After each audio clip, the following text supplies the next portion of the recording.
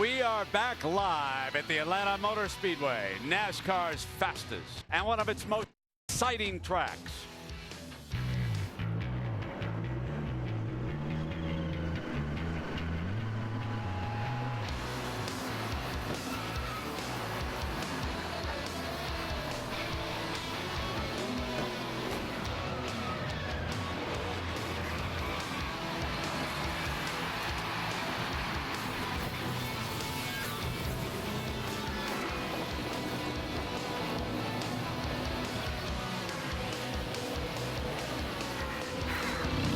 The rain cleared out of the Atlanta area yesterday, and here today it is chilly and the wind is blowing right into turn 4.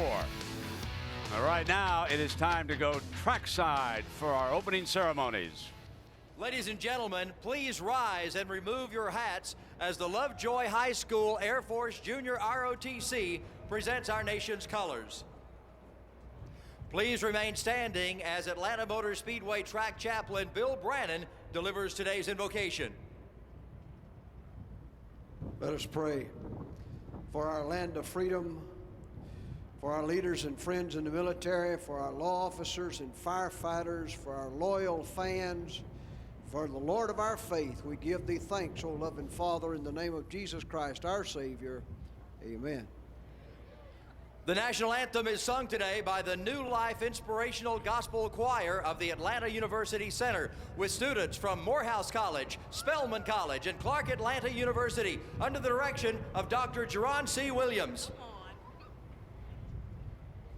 Oh, say, can you see by the dawn's early light what so proudly we hailed at the twilight's last gleaming, whose broad stripes and bright stars through the perilous fight o'er the ramparts we watched were so gallantly streaming, and the rockets' red glare, the bombs bursting in air, gave proof through the night that our flag was still there.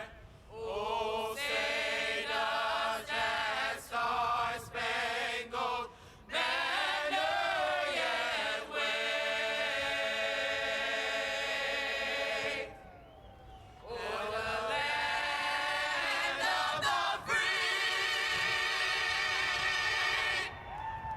and the home of the brave.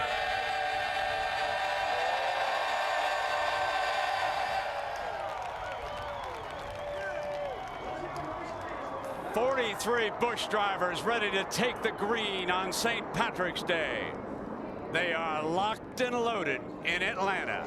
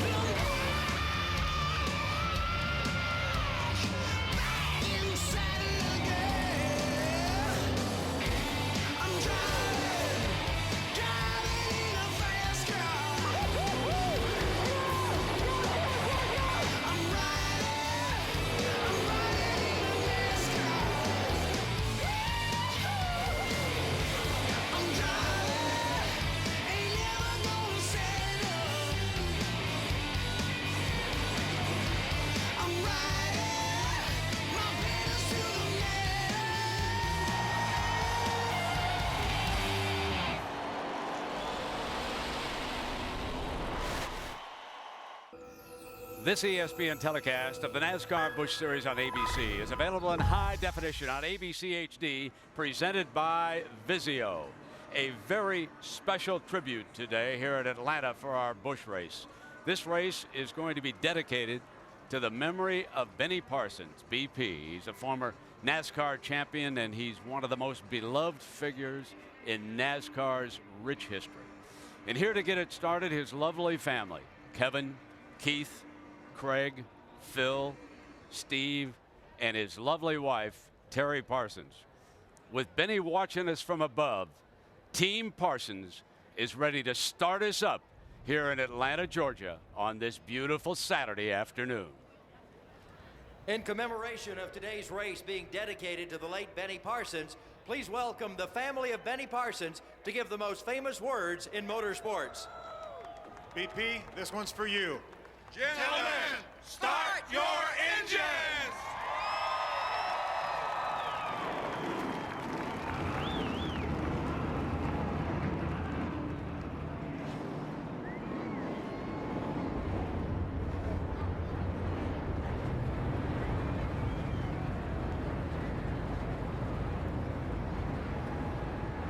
It's the kind of day that Benny would have loved, folks. And right now it's time to go racing. Let's go upstairs now. Jerry Punch, Rusty Wallace, and Andy Petrie. Jerry. Thank you very much, Brent. You know, last week the new tires and new asphalt at the 1.5 mile Las Vegas Motor Speedway produced a fabulous finish, but it also produced a wreck fest for much of the afternoon as we set a record with 12 different caution flags and so many laps because cars were slipping and sliding and slamming the wall. Today we find ourselves back at yet another very fast high bank 1.5 mile oval. And Rusty, what should we expect to see today? Jerry, today it's really cool outside. The cars are running really fast. I expect to see the speeds really high early. Tire wear is going to be a little bit of an issue. They're going to be running on the top of the racetrack, in the middle, and on the bottom. I expect this to be a really, really racy track today, and expect some record speeds the first 5 or 6 laps until that tire wear comes into effect and those guys start moving up the track. And Andy, tires were a major story last week as a crew chief. What about today? Well, Jerry, the tires are going to be an issue again today. It's going to be a different issue than we had in Las Vegas with the hard tire and the brand new surface and everything. So what we're going to have to do today is we're going to maximize our tire wear. And that means to get the most out of these tires we can in each run, the setups. Everything we got to do is to gear towards tire wear. Also, NASCAR has given these teams another set of tires that they can use in the race in case they need them. And also, there's going to be a competition yellow at about lap 35 so these guys can monitor that tire wear. They will check those tires at lap 35 as the field now has roared to life and is set to roll. When we return, we'll wave the green flag for 300 miles of high-speed NASCAR Busch Series action. You're watching ESPN on ABC.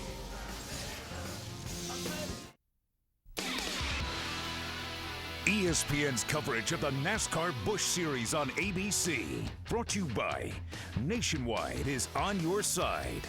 Aaron's, with over 1,400 stores nationwide, everyone's a lucky dog at Aaron's. And Cub Cadet Premium Outdoor Power Equipment. You can't get any better.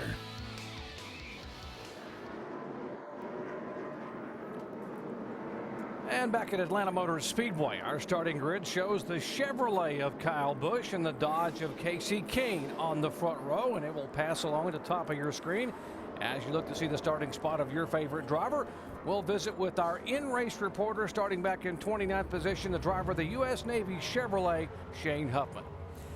Shane Huffman, Rusty Wallace, ESPN, you got us? I got you loud and clear. Shane, this is the first time you've been to this racetrack here at Atlanta. It's awful fast, but to win this race, you need to run on the top of this racetrack. How's your car handling up there?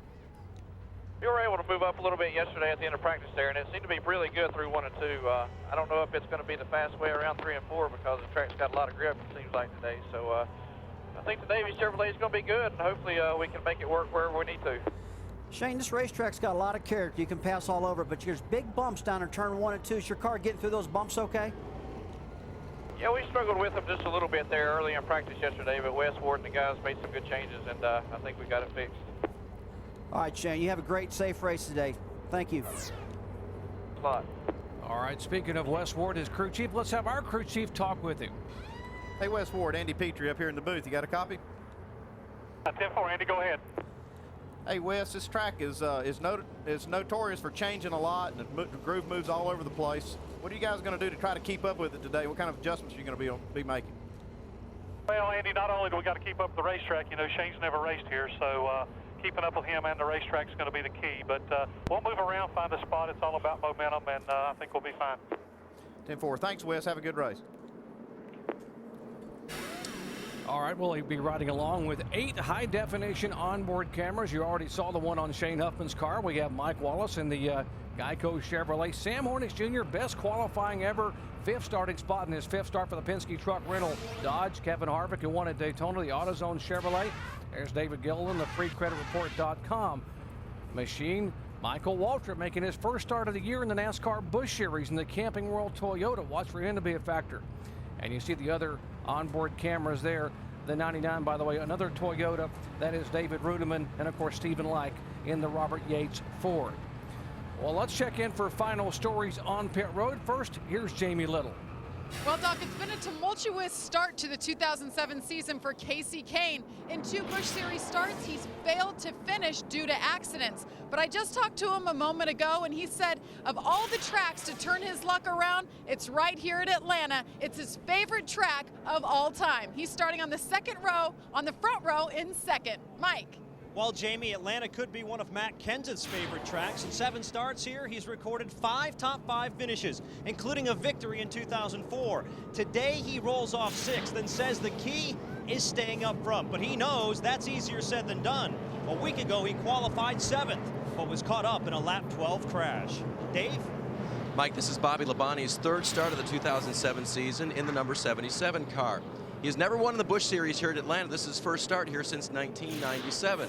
But in the Nextel Cup Series, 6 wins at this racetrack. Bobby Labonte is very good, starting 17th today. He'll be one to watch. Alan. Kevin Harvick scored one of the most memorable victories in this track's history, that coming in a Nextel Cup Series car here 6 years ago. And normally I'm not big on stats when it comes to these races, but there is a stat about Kevin Harvick here that jumped out at me. With all he's accomplished in the NASCAR Busch Series, he's never had a top 5 finish here in Atlanta. Kevin starts 12th today. I talked with him a few moments ago. He told me he definitely feels they have a car that can change that stat today. Doc?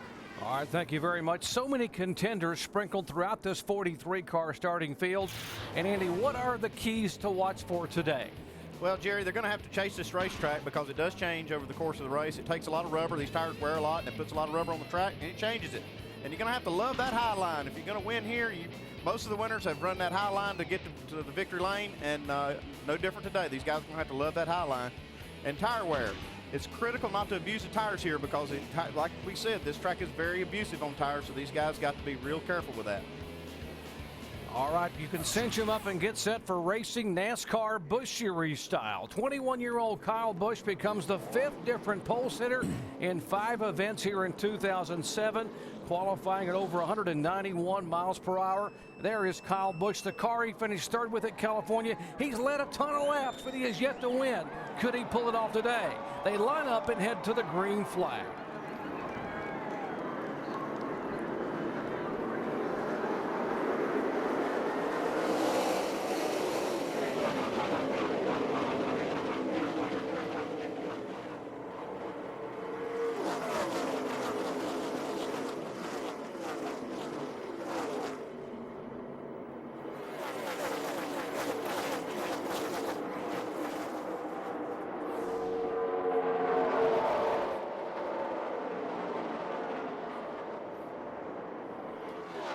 Bottom of the racetrack out of turn 4, 190 plus miles per hour, and the youngster Kyle Busch will lead him down the first time by.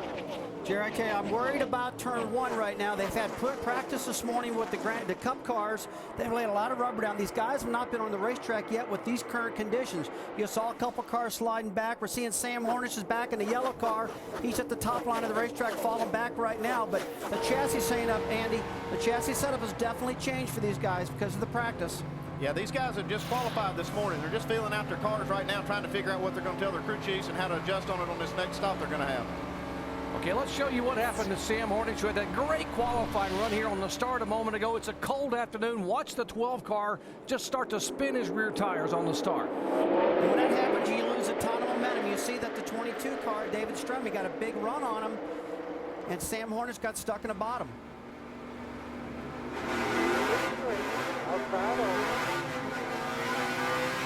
You're okay. You're okay. You're clear up one lane. You're clear up one lane.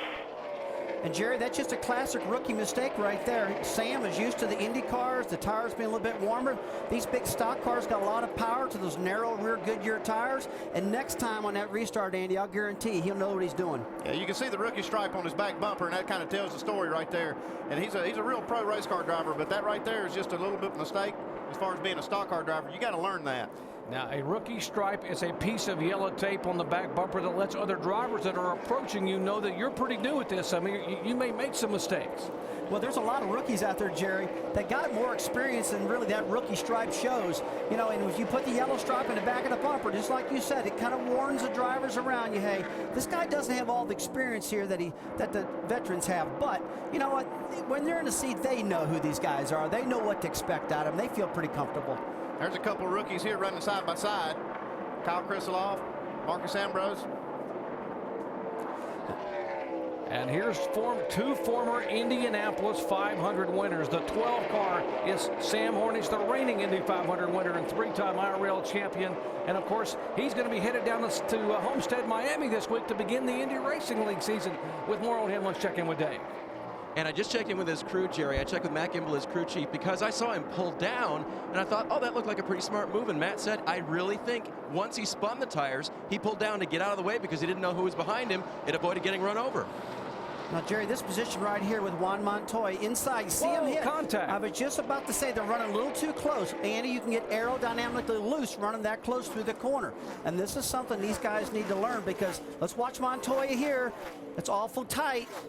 And you do that, you can get very loose. As you see him gets loose, he gets back behind Hornish. They need to quit messing around doing that stuff. Somebody's going to bust their tail out there. Well, not only that, they're going to bang up those fenders, and that'll hurt them late in the race here when they need that front downforce.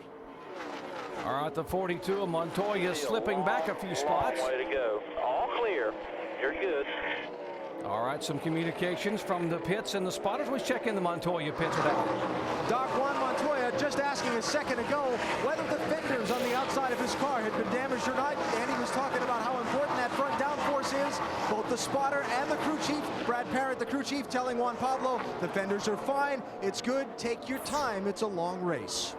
It's all about being patient, right? I mean, they're trying to remind these guys this is not a sprint race. They got to take care of those fenders. Here again, the contact between two former Indy 500 winners. Well, take a look at this, Jerry. When the 42 of Juan Pablo Montoya gets alongside Hornish, gets sideways, no need for that early in a race like this. Now, as they go down into turn one, they're getting too close. You're losing the downforce to the 42 car. The inside car is the one that gets most loose. So they've got to watch this because this is way early in the race, and you know that aerodynamics tearing the front fenders up can kill a car. Yeah, you could hear the guys on the radio saying it's a long, long way to go. Don't be doing that this early. Like Schrader used to tell me, that's what we call arguing over space. Well, they're not arguing over any space up with this guy. This is Kyle Busch, and he has pulled away to a 1-second lead over the 9 car of Casey Kane. There's Kane flashing by, the 17 of Kenseth, then Carl Edwards. And Kyle Busch said, you know what? He dominated Las Vegas Motor Speedway last Saturday. That's his home racetrack. He wanted to win it in the worst way, and then just 400 feet shy of the checkered flag, he was passed by an incredible effort, sort of the buzzer beater, we called it, by Jeff Burton. Yeah, but he sure showed some sportsmanship after the race, going up to Jeff Burton and congratulating him and showing real true sportsmanship and maturity for this young driver. Well, that was pretty impressive to watch that last week out of Kyle Busch. This kid is so good at getting his car handling well. He's got a great crew chief. They get along well. They talk back and forth. And you know, Andy, it seems like they got the rhythm. They got the momentum that they need to put this car in victory lane consistently. Oh, they're going to put it in victory lane. It's just a matter of when. Kyle Busch just loves driving a loose race car. And a lot of these big tracks like Atlanta here and Vegas last week, a loose race car is fast. So sometimes they're kind of hard to control, but they're really fast, and he likes a loose race car. Well, you talked about Lucia. We saw him get real loose at Daytona, the closing stage of the 300 in Daytona. We saw him get really loose last weekend, racing to the line with Jeff Burton. To lose it like that and spin backwards. This kid, the rear end of his car is always barely dangling on. I've been watching them, though. They're starting to move up the track already. Yeah, it won't be long. They'll be moving that groove up, especially in 1 and 2. They'll probably do that in 1 and 2 first, and then they'll work it up in 3 and 4. And one car way up across the racetrack as they are using, that is the 32 of Michael Waltrip, and he has slammed that wall. Talked about the groove moving up. He moved up and abruptly into the concrete with heavy right side damage. Michael Waltrip's a really good driver running the top lane of the racetrack. I'm surprised that he got in the wall because he's really an expert at running the top line. And I believe maybe that top line really wasn't clean enough right then. We're going to go back to a replay a little bit and check it out, but I believe that he's just getting too high in the racetrack too early. Michael was one of the quickest cars in the only practice session yesterday. Was 11th overall, making again his first NASCAR Busch Series start of the year. He is a series veteran here, carrying our onboard camera with the Camping World Toyota. 11 NASCAR Busch Series wins, but he has had his troubles here today. We'll be back with more after these messages and a word from our ABC station.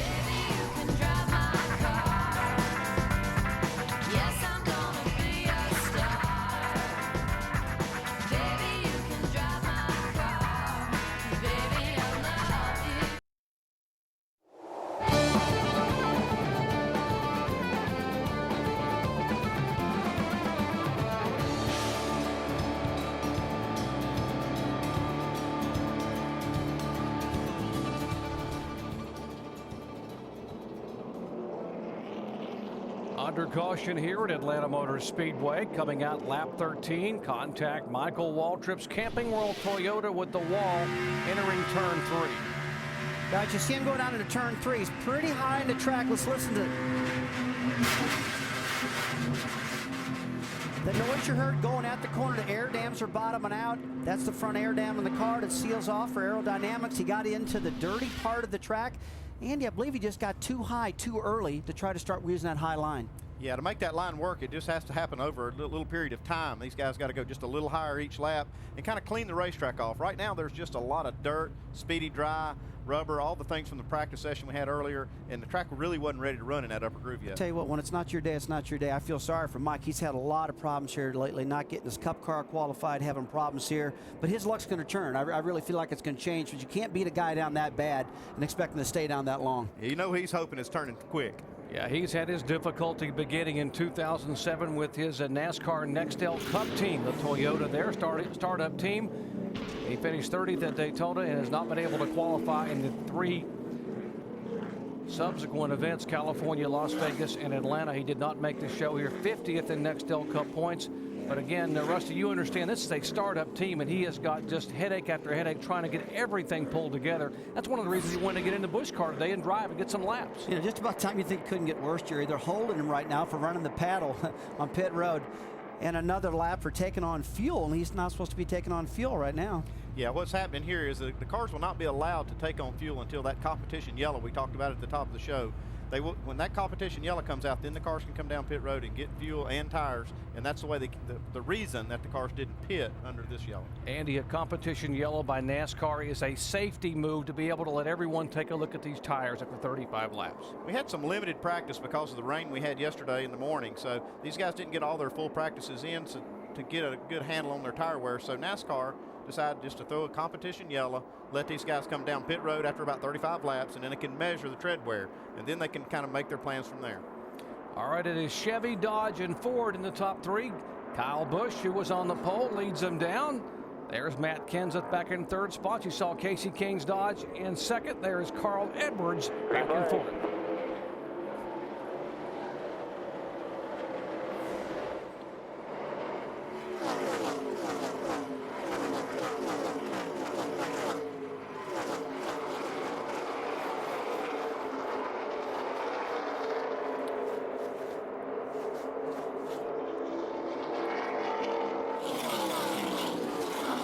The 16 car of Todd Cleaver, one of the Roush Racing teams. The 2 car, Clint Boyer, out of the Richard Childress stable. The BB&T machine finished 4th in his debut this year with the new car and new colors at Daytona, hoping to maybe get a win here today. Jerry, these guys got a clean start that time. Nobody spun the tires or looked real good. And right now, their eyeballs and their mind are on lap 35. That's what the crew chiefs are talking about. The caution flag that's going to come out of lap 35, the mandatory caution, to take a look at everything, make sure everything is okay, because at that point, they can start making chassis adjustments. And with more on the 2-car of Clint Boyer, let's check in with Jamie Little. Well, Doc, Clint Boyer's had more laps here than almost every other driver in the Busch Series field. He raced the trucks last night and finished fifth. He actually led some laps driving for Kevin Harvick. But right now, he just radioed into his crew chief, said he was a little free on that high side. But all in all, he's got a good race car. Trouble on the track, guys. Once again, Michael Waltrip has had some contact, and it is so hard when you hit the first time and try to hustle to get the car back ready.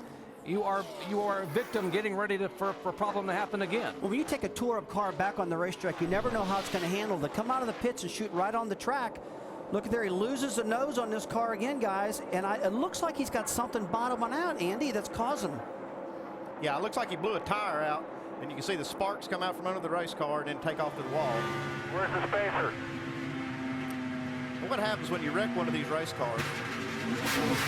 When you wreck one of these cars, you got so many bent up pieces of metal on it that something's probably rubbing a tire, and it probably rubbed a hole in it, and just cut that tire down and sent him right in the fence. Well, folks, you just heard what a blown tire sounds like. It went into turn one, and you heard the pop, and that thing went down. And when you have a flat right front tire to 200 miles per hour, you just can't steer it. And just about the time we talk about things getting worse, they're getting really worse. Yeah, I think Michael's going to call it quits on that one. It has absolutely been, that's the epitome of the kind of year Michael Waltrip has had. Just total frustration as he heads now back to the garage area. Well, I'll tell you what, in the early runnings, Kyle Busch has really got something figured out here. He's really working the top side of 1 and 2. Then the next lap will go right to the bottom of the racetrack. He's working both grooves, and I think he's trying to feel if his car is going to maneuver all around this racetrack with these new track conditions because of the Cup car practice this morning. His crew chief's probably giving him his lap times, and he'll try a lap or two on the bottom, move up to the top, try a lap or two, and see which way's the fastest.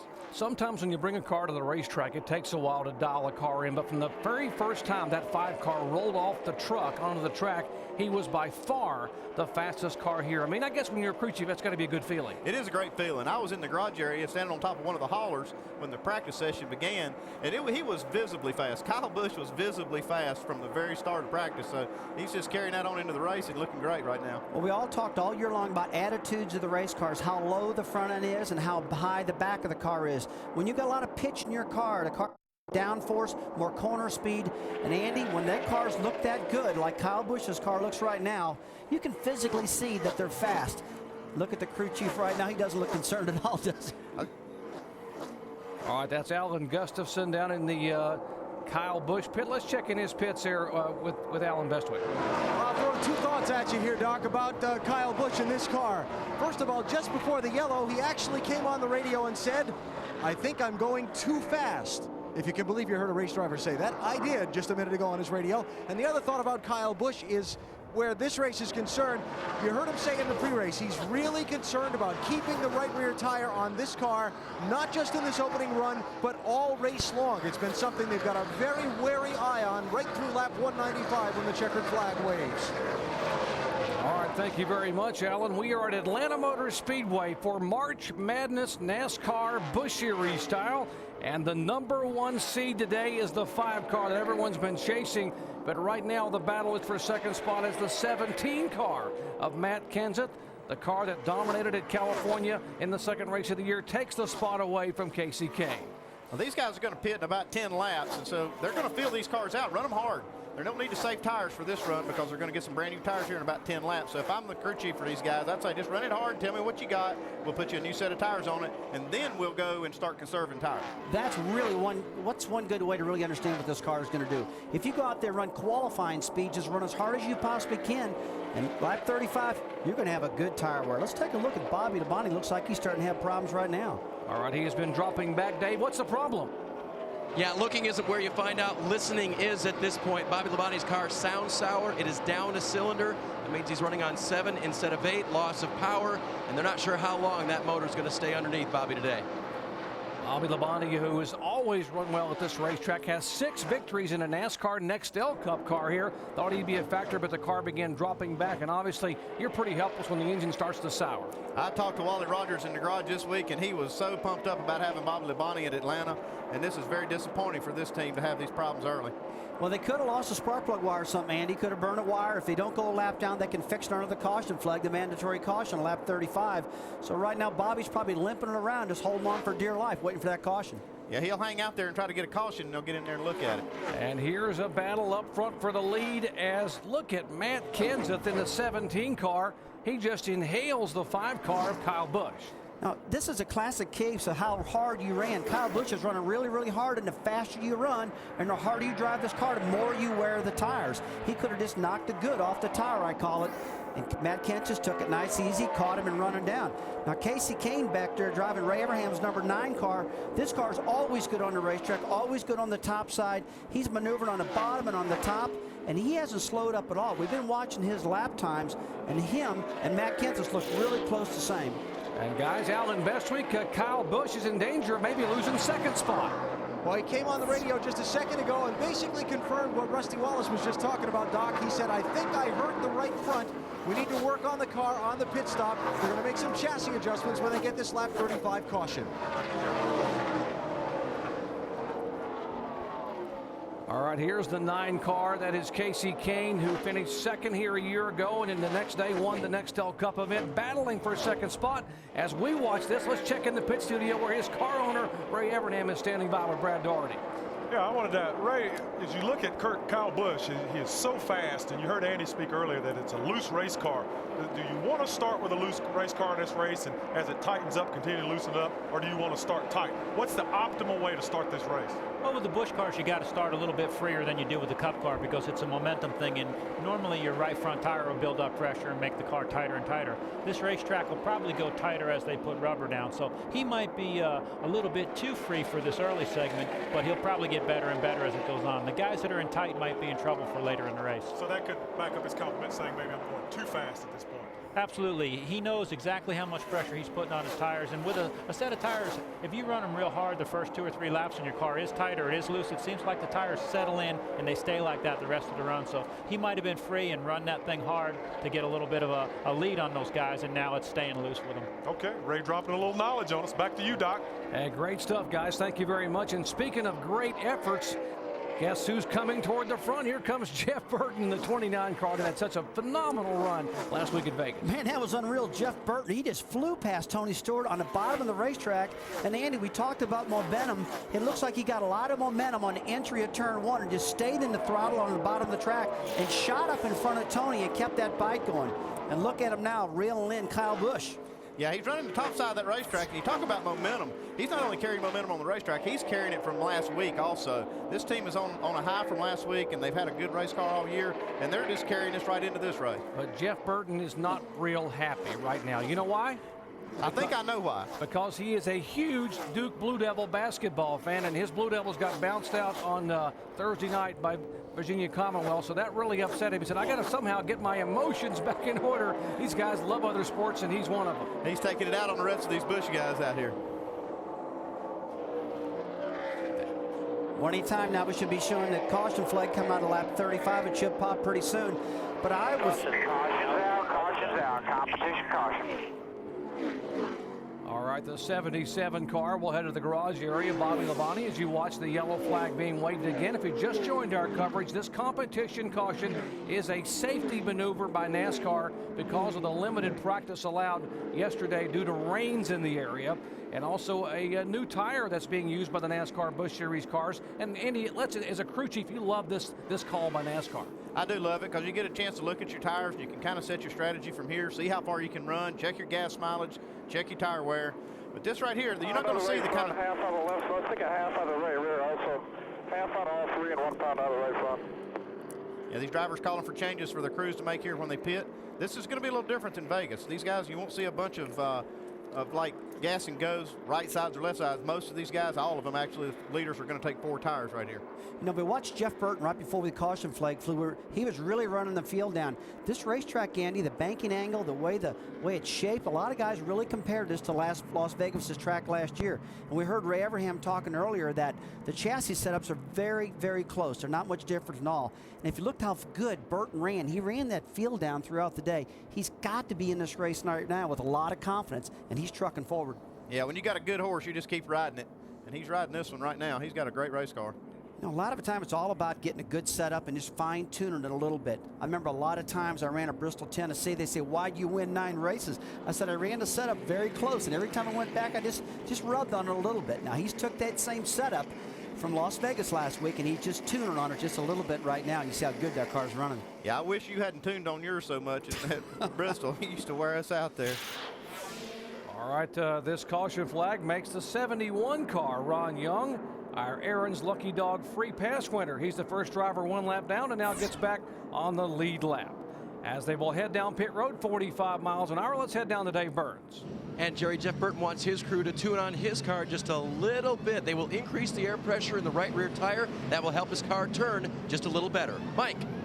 Well, Matt Kenseth says his car is pretty good, but just a little bit tight when he comes off the corner. What they're going to do here is put some scuff tires on and save some new tires for later in the race. Jamie?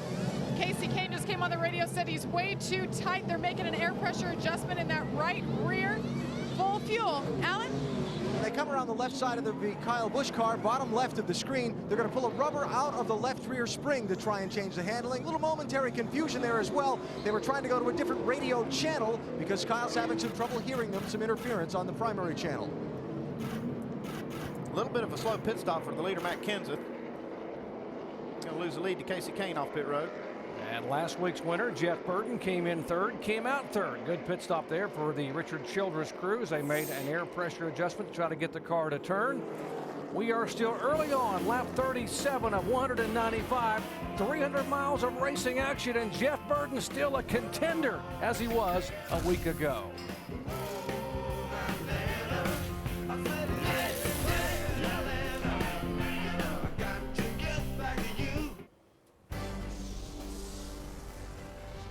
You're watching ESPN on ABC. Our aerial coverage here at Atlanta Motor Speedway brought to you by 360 OTC, Ginn Resorts Sky Screen.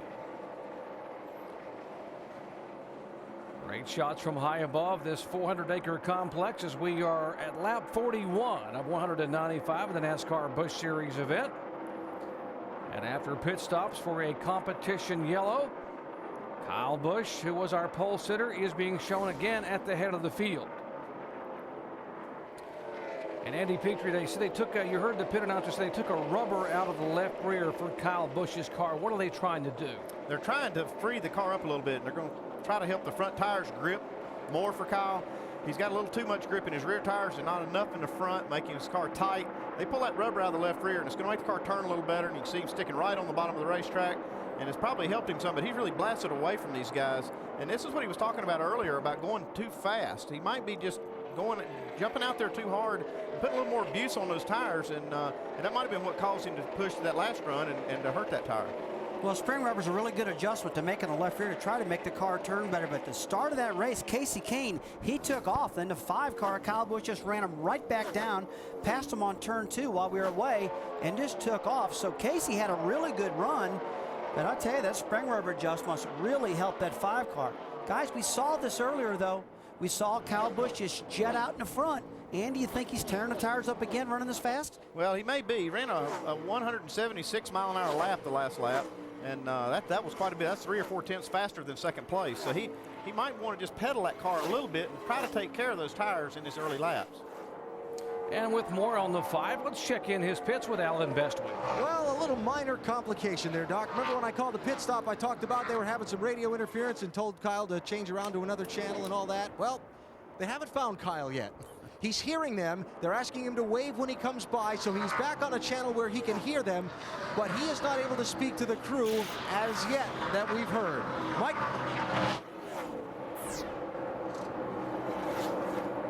Well, high expectations for Bobby Labonte coming into the weekend. Very fast during practice, but motor problems put him aside early. Bobby, what happened? I just totally messed up.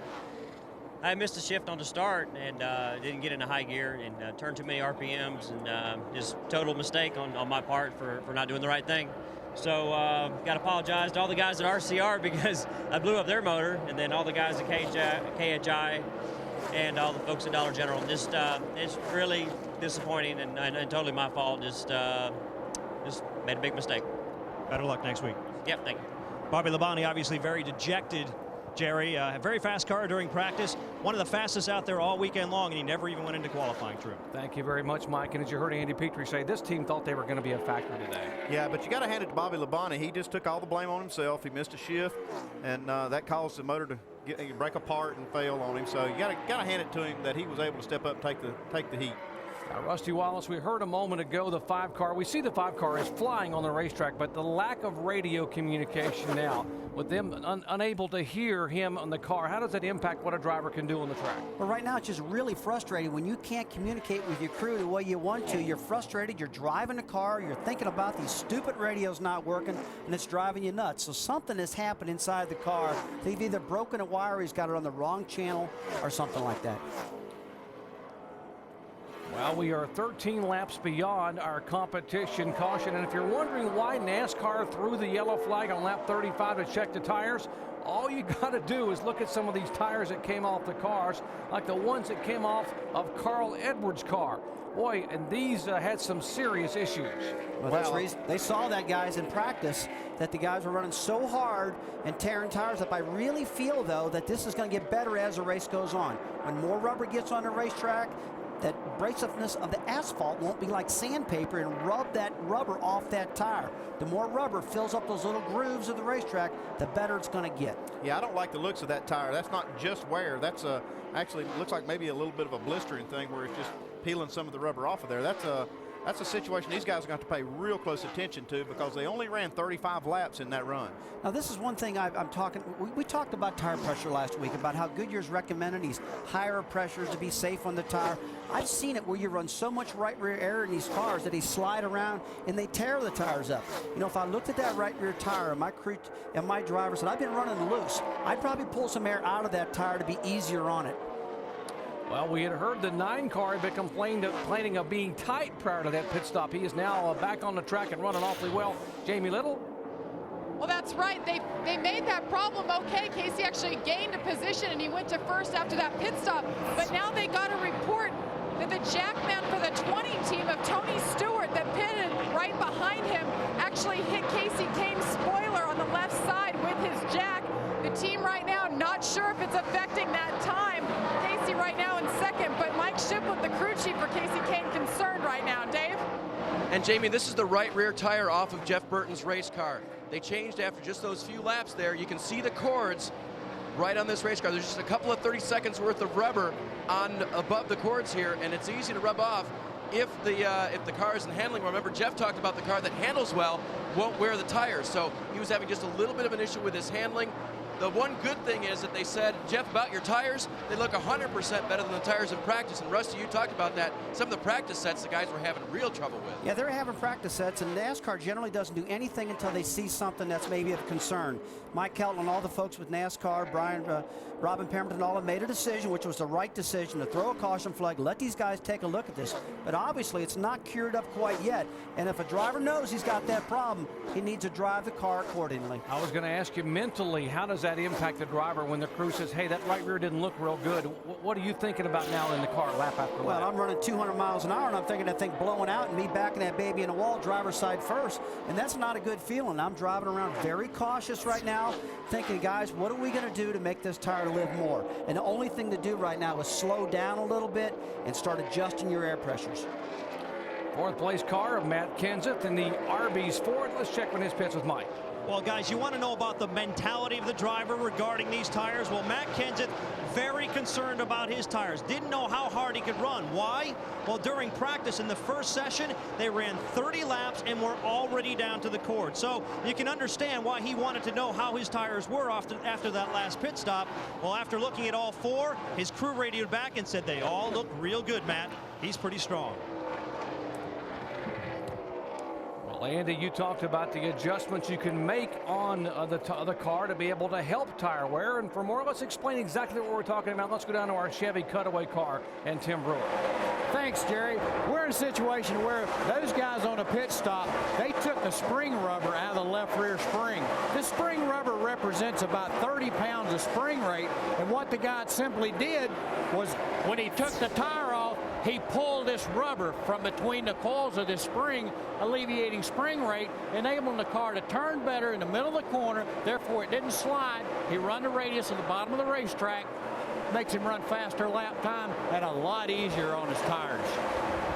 All right, thank you, Tim. Now we understand what they're talking about, how they pull that rubber spacer out in between the springs, of course. And for more information on adjustments on these cars, you can log on to ESPN.com, search word Auto Tech for all the information about that's techie inside these cars that the crew chiefs have to know and understand. I'll tell you what, I'm getting concerned. That 35 laps is not very many laps for the tire wear issues we've seen.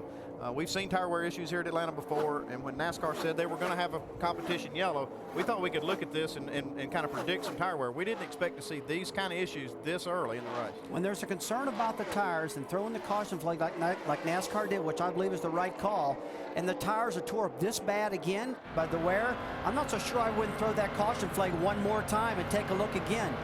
Then the drivers know how hard they can drive them, how long they can last on the tires, because right now, they know that 35, they're tearing up big time. So what are they going to do? Bring them in lap 30? Or maybe just hope that the tire's going to go a little farther? It's all about getting more rubber on the track right now, folks, though. Remember, the longer they run, the better this tire wear is going to get. All right, what happens if you do cut a tire at Atlanta at 190 miles an hour? Well, a year ago, Kyle Busch found out it really hurts to hit that hard, because at 190 miles an hour, he did indeed cut a tire and slam the wall.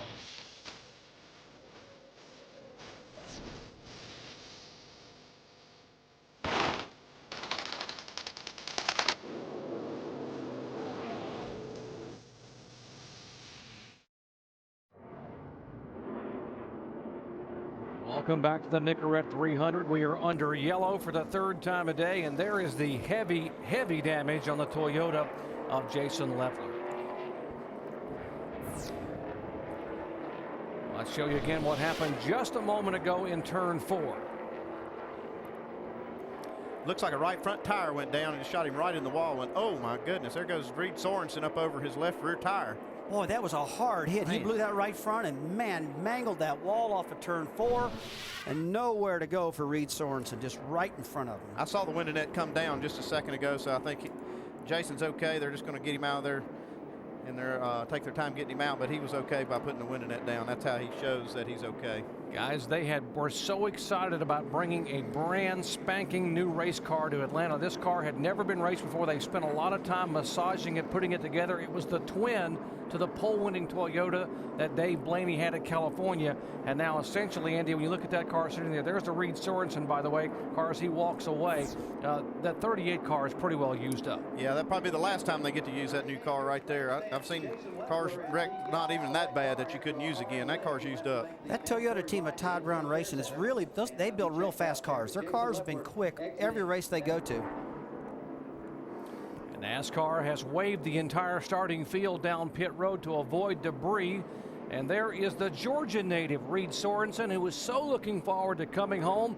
21 years of age from Peachtree City, Georgia. Came here when he was a youngster, watched the races, and dreamed of somehow racing in front of the hometown fans, and wanted to have a good run today, but he had nowhere to go. Now, he was just a victim in that wreck right there. Whenever that tire blew on Jason Leffler's car, shot him straight in the wall, and Reed just didn't have anywhere to go.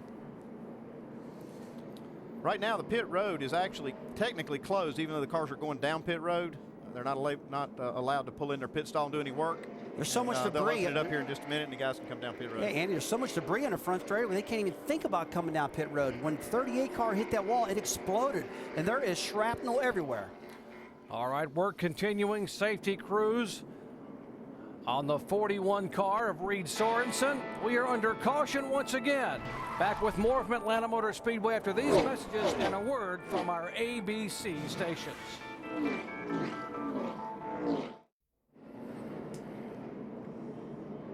Well, for Jason Leffler of Long Beach, California, a tough couple of weeks. Car is owned by Todd Braun, and 2 weeks ago, in a different car out at Fontana, a heavy impact here by 38.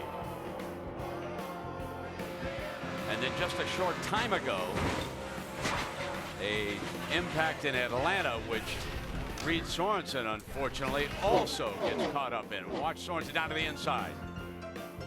And we come back inside with Ray Everham. And Ray, the boys, Rusty, are talking about the tires now. Do we have an issue developing here in Atlanta today? Well, possibly. It looks like it. We saw that a lot of the right rears had cords showing, and now it looks like Jason blew a right front. Now, you don't know whether it was cut or whether something rubbed it, but we'll have to see as time goes on.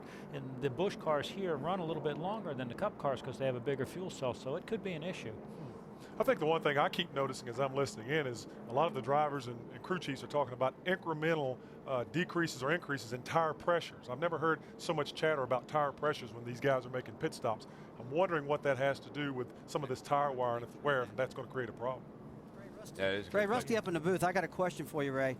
You know, we're watching these cars crash right now. We're seeing the rubber coming off the right rear tire. If you're a crew chief and you saw the rubber coming off those tires and your guys, you know, you really can't say much about the car. He's got a pretty neutral driving car. Front end stuck, the rear end stuck. What would you do?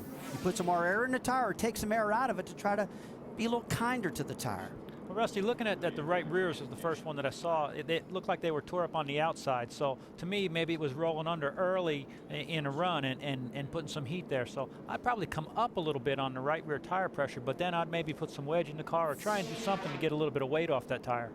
Okay, Andy, that's a good response from Ray because, you know, I was thinking totally the opposite. And I was thinking, hey, maybe it's just too rough on the tire, too rigid, sliding around on top of the racetrack. Let's take some air out and soften the ride up. But that's not for different outlook. That's a great way to look at it. Yeah, when you got a tire issue like they have right now, there's not a whole lot you can do. You can't help it a whole lot. All you can do is help it a little bit. And these guys are going to they're getting ready to make pit stops right here, and they're going to try to adjust tire pressures and maybe adjust on their chassis a little bit and try to help that a little bit. But they're not going to be able to fix this problem. All right, as we are under caution here, and the cars, as you mentioned, will be coming down pit road. The 7 car, the Geico Chevrolet.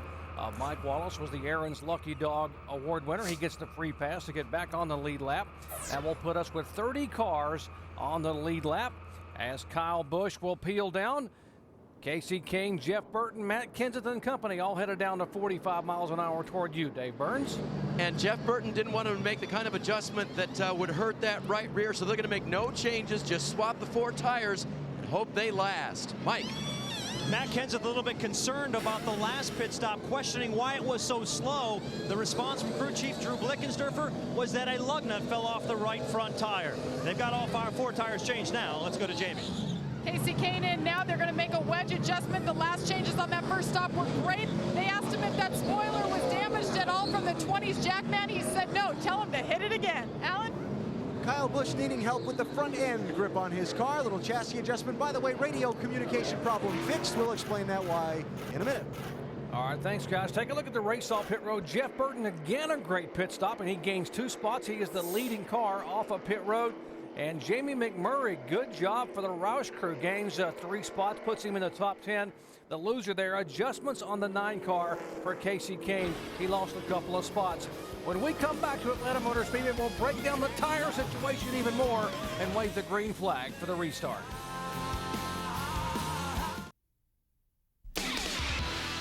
ESPN's coverage of the NASCAR Busch Series on ABC. Brought to you by Nextel, only from Sprint. DirecTV, ride the shotgun on race day with NASCAR Hot Pass, only on DirecTV. And Redline the movie, in theaters April 13th, rated PG-13.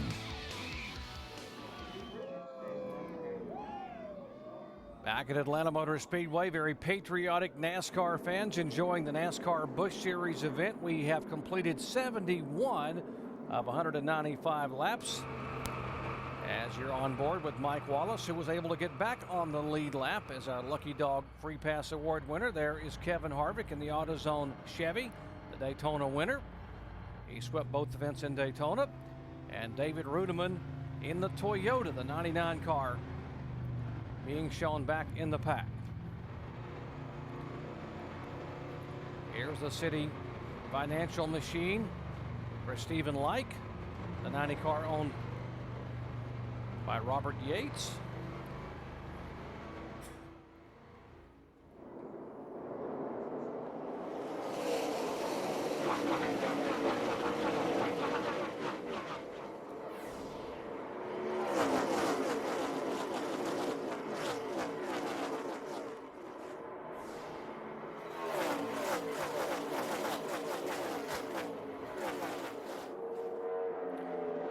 Burton trying to hold off the likes of Kyle Busch, and Kyle makes it look easy in turn 3. Well, he's had these fast restarts. His car's got so much grip early in the runs. I really want to see what Jeff Burton's got for him right now. See if he can run him down, because it looks as though that Burton had a head of steam last time before the caution come out, and his car was getting faster and faster. But Kyle Busch's car is stuck so good, which I'll tell you what, as a driver, when you got a car that fast in a restart, you're killing tires at that point. Yeah, nobody can run with him on the restarts. He just blasts out away from them. And, yeah, I would be a little concerned that he might be putting a little too much pressure on his tires. All right, here's a battle back for 5th position. Kevin Harvick in the 21 car. That's one of the Richard Childress-owned cars, and right behind him, his teammate is Clint Boyer as they sail by the Kyle Krisiloff machine, the 14 car. There's Boyer going by. He was in 6th position. This guy's had enough time right now, Jerry, to take a look at the tires in his last stop and see and really give a good report to the drivers about what they need to do, how they need to baby the car, or how hard they can drive the car. I'll promise you, some of these guys are saying, hey, no problem. The rest of them are saying, we're seeing problems. There's going to have to be some adjustments going on there if they see the problem. That last lap for Kyle Busch was almost 187 miles an hour. I mean, he's really smoking on these restarts. There's Casey Mears, the 24 car, right side of your screen. That's another brand new car for Mears and company, for Rick Hendrick. Mears, who finished 2nd at California, has stayed in the top 7 or 8 all afternoon and felt that as the race progressed, this car and this track would get better and better, and he's running awfully well. He needs to have a good race for Team Hendrick right now, because he had a lot of problems. Let's take a look at Matt Kenseth. He just moved into 2nd, and it looks like he's got a better car than Jeff Burton, and I was really thinking that Burton at this point had the better handling car. Whenever you see that 17 car marching forward like that, you know he's going to be a contender all day long. But Jeff Burton's a smart race car driver. He sees what's going on with these tires. He might just be pedaling his car a little bit right now, letting these other guys get out there, wear their tires out, and possibly blow them out. And he wants to try to save his. Matt Kenseth, who won here in 2004, has had back-to-back top 5 finishes in the NASCAR Busch Series efforts here at Atlanta in the spring. As he takes over the 2nd spot, there's the separation as Kenseth now has moved away from Jeff Burton, and now Casey Kane begins to make a move inside of Burton for position, but Burton tries to battle him back on the high side. When you see him battling off of turn 4 right now, he's got so much momentum. Casey's able to keep up with him, but the 29 car, he'll go around outside him and Jeff Burton a little bit, but I got caution on. And here's a 26 car looping around here in the grass and gets it righted back on the race. Hey, buddy? I got it. What a great catch by Jamie McMurray to get the car back on the racetrack. Nice save. I remember the year that Tony Stewart come flying down the racetrack backwards at Daytona, and he keeps saying, I got it. I think Jamie learned that from Tony. Let's take a look what happened here. Oh, it looks like he got tagged by the 22 car, David Stremme, up off of turn 4. Wow, rear tires came off the ground. You can call that a great job from Jamie or just flat lucky, but I'll take it any way they want to give it to me right now, because when you wreck off of turn 4 to land and save it, you've done something big. Nice quarter. Spin in front of you. You're clear. You're clear. Good job. Here's David Rudemann's on board as you watch him go through all the debris. He's going back across the grass. All clear. Good job. All right, the 26 car coming down pit road. Let's check in with Mike Massaro. Well, Jerry, it had been a pretty good run for Jamie McMurray, considering he started 25th, was all the way up inside the top 10 before that incident.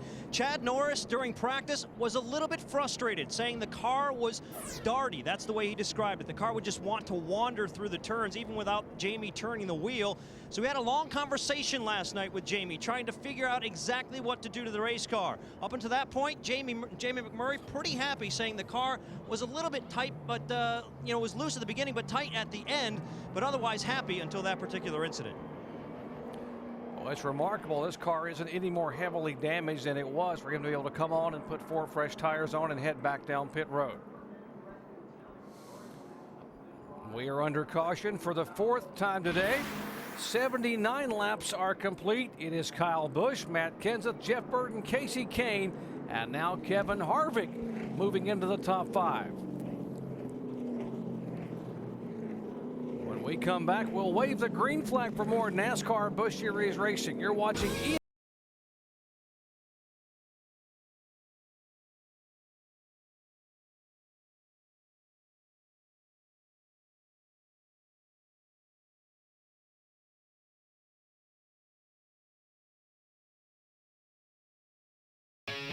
The renovated Las Vegas Motor Speedway, the new pavement and the higher banking. Is it good for racing? Could it be too dangerous?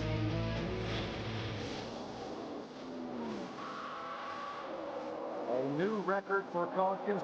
Tons of grip in the track and no grip in the tires, and it's like you're trying to crash every single lap. It's just a horrible thing we're doing out here. The tires won't stick to the racetrack at all. Have you ever been on black ice?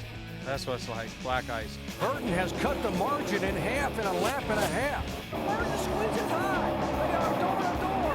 Jeff Burton takes the win, and Kyle Busch slams the wall. How about that for sportsmanship? That's what it's all about right there.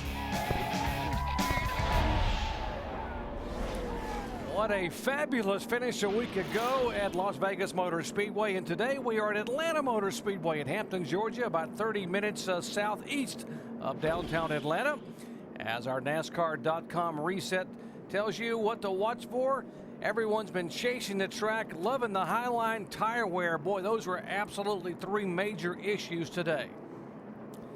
Well, I'll tell you what, you know, that watching this tire wear, I didn't realize it was going to be quite this bad. Oh my goodness, we got some damage here with the 14 car. Well, that's not baking powder we see puffing out of the back of that car. He's got heavy damage, and Kyle Krisiloff was supposedly going to be the lucky dog award winner during this caution flag. But he wasn't very lucky at all. Let's take a look what happened here, because he's a lucky dog. He looked like he's flying. Oh, he's flying back up to the front. And that is something you really got to be careful of. The 33 car, Tony Raines, is warming his tires up, and the spotter always needs to tell the guys, here comes the car a lap down to get it back. As a driver, I always wondered if I was going to run into somebody on the outside trying to get that lap back. You got to run hard to try to get all the way back around the racetrack, and as you're running about 70 miles an hour and outside, this guy pulls out in front of you, bam! You didn't expect it, and that's exactly what happened there. I'm surprised it doesn't happen more often. All right, more on Kyle Krisiloff with Jamie Little. Well, guys, the whole team's running back to the garage in hopes of repairing that car. What they told me, they're really confused. They said they were going around the outside as protocol to get their lap back. They thought the 88 came out in front of them, which is Shane Huffman, our in-car reporter. But now we're also hearing that it was actually the 33 that he crunched up, and that was Tony Raines. So even Tony Stewart got in on the action on the radio and said, well, what a idiot, basically, is what he said. So we'll get word from Kyle Krisiloff, that rookie, in a few moments. Mike. Well, Jamie, a lot of frustration here in the Tony Raines pits. Everybody's arms flying in the air. No one could understand exactly what transpired on the racetrack. They couldn't believe this happened under caution. You can see the work now being done on the race car. They had the baseball bat out trying to hammer out the right rear quarter panel, trying to pull out the sheet metal from the rear deck lid, trying to also work on the left side. But a lot of damage to the rear of Tony Raines' car. He's now off pit road as we go to Dave Burns. And Mike, I'm with Rick Heinrich. He is the product manager for Goodyear, taking some time to answer some questions now. You first had a look at the 38 car's tire that came off of Jason Leffler's car. What did you determine on that tire, Rick? Looked to us like the tire was cut down. Wear really wasn't a contributing factor in the tire going down. There was a lot of damage, and it's hard to be definite, but wear didn't look to be an issue. Now, you've seen the right rear tires on some of these cars. You saw issues yesterday in practice, I'm sure. What have you and NASCAR discussed about how to deal with that this weekend? I know they got an extra set of tires, but what else to help solve the issues that the guys have today? As time goes on, this is one of the highest wear tracks that we go to, probably the second highest wear track. As time goes on after the rain, it's going to improve as more rubber gets laid down on the track. We have 43 cars out there now. Just from the first run, the wear did look better on the second run. One of the factors is the areas of the track outside the groove have got a little less rubber on it. People move up and they start running in those areas, they're going to get a little bit more wear. Now, Rick, this tire is different than what the Cup guys are going to run tomorrow. Why is there a different tire for both of those series this weekend? We recompounded both the Cup and the Busch tires. This tire is a little bit tougher because of the bigger fuel cell. So this tire is tougher than the Cup cars. They have to go further tomorrow. Do you think that the rubber put into the track is going to be enough to save those guys tomorrow? Oh yeah, we have 43 cars out there, and more laps that are run, the better it'll get. Okay, believe me, they're watching things down here, guys, taking count of what's happening on the track today. Jamie? Well, Dave, we caught up with Kyle Kristoloff in the 14 car, the driver we were talking about. You were the lucky dog getting your lap back, Kyle. What happened? You know, that's a tough one to swallow. I mean, we're a small team and we can afford stuff like this. NASCAR tells you to go to the outside, you know, and pass the pace car and get your lap back. And spotter, it's up to their responsibility to tell the driver to move down and give room to the lucky dog. And, you know, I don't know, for some reason, you know, Tony didn't know. It's nothing he did, but the communication wasn't there. And I was going along the outside and he pulled up right in front of me. You know, I had to be going a certain amount of speed to catch up to the back of the pack. You can't go by the cars 5 miles an hour faster than them. You have to, you know, you have to go so you can get back to the back of the pack. So I really don't know what else I could have done. I mean, right at the last minute, he pulled up right next to the wall. He's warming up his tires. So it's really tough for our team because, you know, we don't have that many cars and we're trying, you know, to get going every week, and stuff like this just shouldn't happen. All right, Brent, it was a tough break for Kyle Kristoloff. They're trying to make ends meet right now. They're not even guaranteed a sponsor for the remaining races.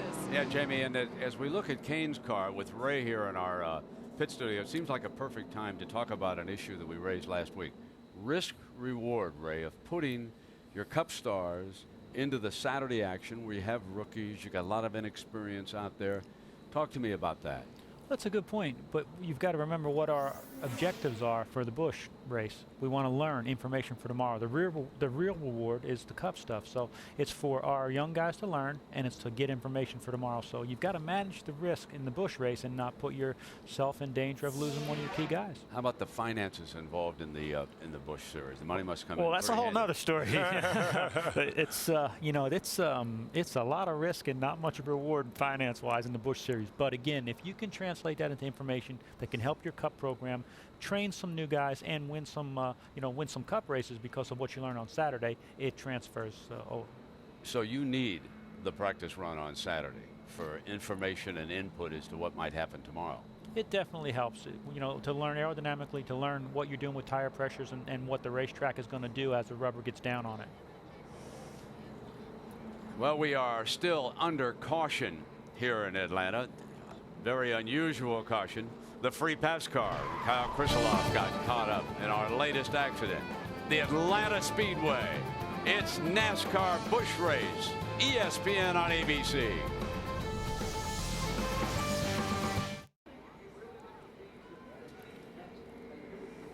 Some of the best NASCAR fans in the nation are here in the Georgia area, and they're out in force on a Saturday afternoon watching Busch racing. We're still under yellow, so let's look again at the race highlights in our Holiday Inn race rundown.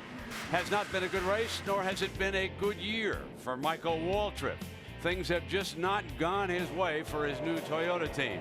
Forced out after brushing the wall, not only once, but the second time he went out. Then we had a couple of major accidents. Loeffler tying up Reed Sorensen, both of them knocked out of the race. But perhaps the most interesting story of the day, folks, that we believe is the radio transmission button there. Now, Ray, how in the world does Kyle communicate without the radio, and why is it dangling out the window, my friend? Well, I can't tell you why it's dangling out the window unless he's trying to get another caution for debris. But, you know, from what I understand, his crew can talk to him, so it's good. They can keep him safe. His spotter can tell him about the wrecks. The crew chief can tell him when to pit. The bad news is he can't tell them what's the matter with the car other than some hand signals. Now, we saw him showing the car loose or tight or whatever, but it's normally touch the door or touch the roof, but not much he can tell him. That was earlier, but you guys would do something to bring a caution? That would happen in NASCAR? Cannot believe it. Alan, you've got more on this story for us. Yeah, radio problems fixed on that 5-car, Brent. Remember I mentioned they were having some frequency interference. Well, Kyle went to his backup radio to try another channel. This is that push-to-talk switch we were talking about a minute ago. Connects from the radio and the driver pushes the button on the steering wheel to talk. Well, there's a separate push-to-talk button in that 5-car for the backup radio. Kyle wasn't getting anything from the crew. He thought there was a problem with the radio. He tried disconnecting the button under caution and all those other things a driver might do to fix the problem. Then he remembered that the button that's hooked up to the backup radio was attached to his drink holder and not the steering wheel. Went over to that radio, pushed that button, and lo and behold, the crew could hear him. So the radio is fixed on the 5-car, and they do know what to do to help Kyle with that race car on their next pit stop. The infamous drink holder radio button, huh? That Kyle Busch finally got. You heard Ray Evernham a moment ago talk about risk and reward, about having his drivers run on on Saturday and Sunday. It was last year that Casey Kane came here, started 17th, and they worked on the car, and he went all the way to second and had a shot at winning this race on Saturday. But what did he do on Sunday? They learned so much. He won the NASCAR Nextel Cup race here on Sunday, the first of a series record 6 wins in 2006. So yeah, I think Ray's exactly right. What they learned on Saturday makes a big difference on Sunday. And they've learned that. They've learned that from doing it. They won a lot of races last year doing that, and there is some risk to it, but like Ray said, they're just managing the risk and trying to learn as much as they can for their Cup programs and try to win a few Busch races along the way. You know, the tracks are different, though, guys. I think Ray will tell you that a lot of racetracks, you can trade information. There's some that the information is totally different. You talk to Matt Kent, he says, see, I'm not getting much out of it. But it all depends on the track. I really think there's something to just certain tracks where it really works, not all of them. All right, we are just past the halfway point here, lap 89, coming up to lap 90. And the 5 car of Kyle Busch will lead him down to the green flag as the pace car pulls away.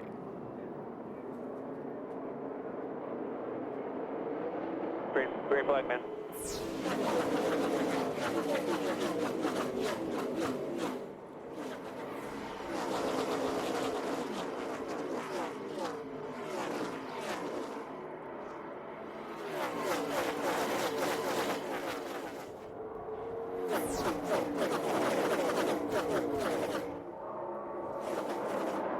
Car of Clint Boyer in front of the 20 car, the new colors for Tony Stewart. That's one of the Joe Gibbs racing cars. The first time Tony, and the only time Tony will be in that 20 car in NASCAR Busch competition this year.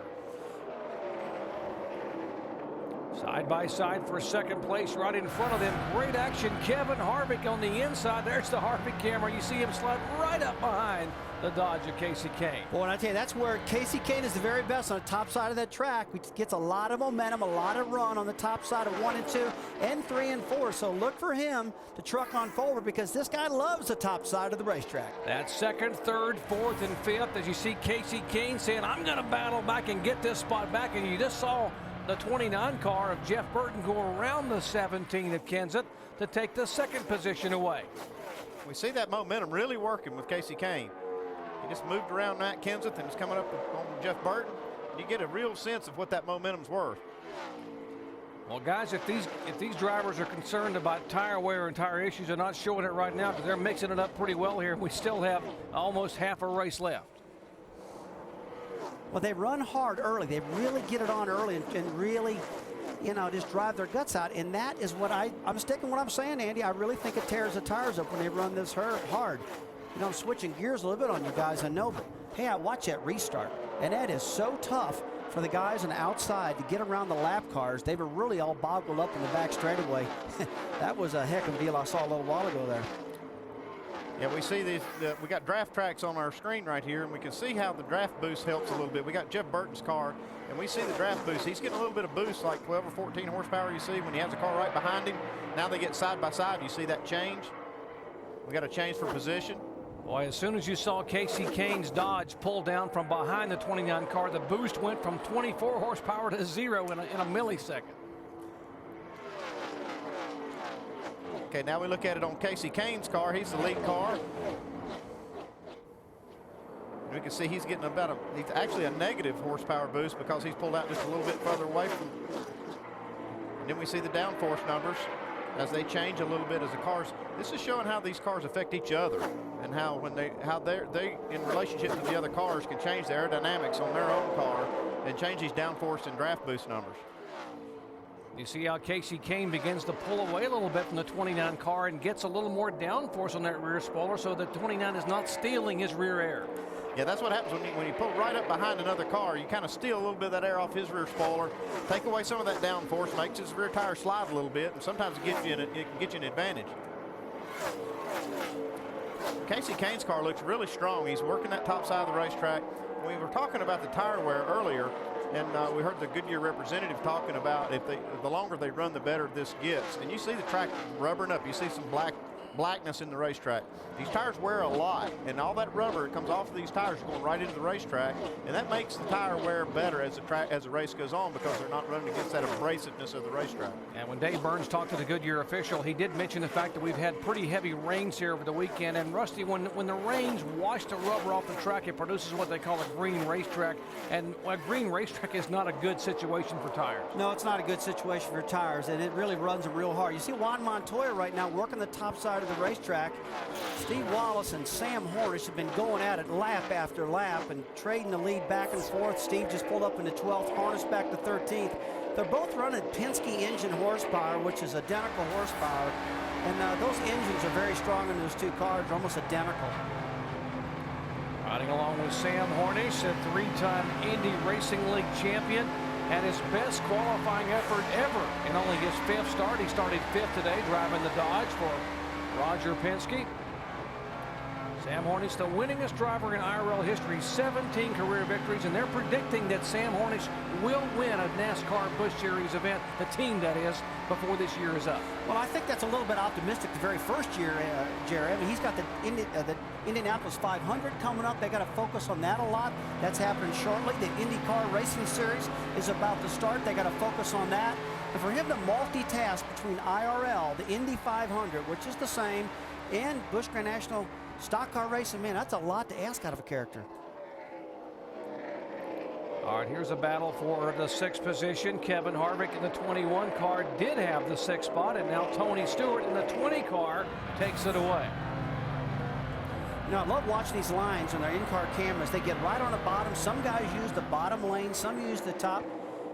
Battle for 17th. Shane Huffman, the first time he's been here, he's been doing a really good job all day long, as he's passing Paul Menard right now on the inside. And Andy, that's one of the toughest spots when you go down in the corner, when you worry about this arrow loose. That's a pretty tight quarters getting down in there. Yeah, he's taking his time here, learning these racetracks. Although he's not a runner for Rookie of the Year, he's seeing a lot of these racetracks for the first time. And this is the first time he's been to Atlanta. Doing a great job, taking his time, moving his way up.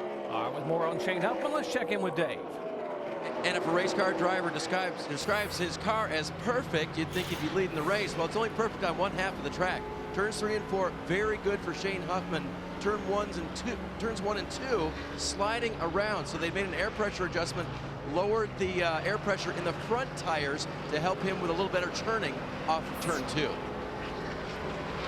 I think that could be a little bit of that experience factor too, because this is something, what he's experiencing right there is what a lot of drivers experience at this racetrack, is losing grip in 1 and 2, and that's why they move up the racetrack. They search all around looking for that groove. You know, he said he's going to lower the air pressure in the right front. Well, NASCAR's got a minimum of 48 pounds to let these cars run in the right front tire, so he must have started up around 49 to give his car a little bit of adjustability or something to drop it down. Now, Ray was telling us earlier down in our pit studio that a quarter a pound, a half a pound could be really a big difference. That's how much the sport's changed. When I was driving that car, if my car wasn't right, I'd take a full pound at a time out of it. Hey, maybe that's the reason I knocked the wall down a couple of times. The more I think about it now. I've never heard you admit that. That's awfully nice of you to say that. I actually knocked it down a few. You did. I'm not thinking about that. Maybe that's the reason I did that.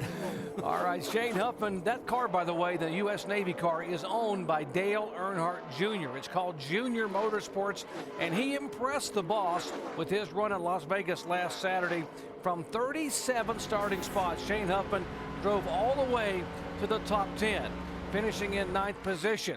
And remember, Shane Huffman's had a lot of experience at high-speed driving, including a nice ride with the Blue Angels. I'm Shane Huffman, driver of number 88 Navy Chevrolet. And I'm Major Nate Miller, Blue Angel number 7, narrator for the Blue Angels. And you're flying upside down with the Blue Angels on ESPN.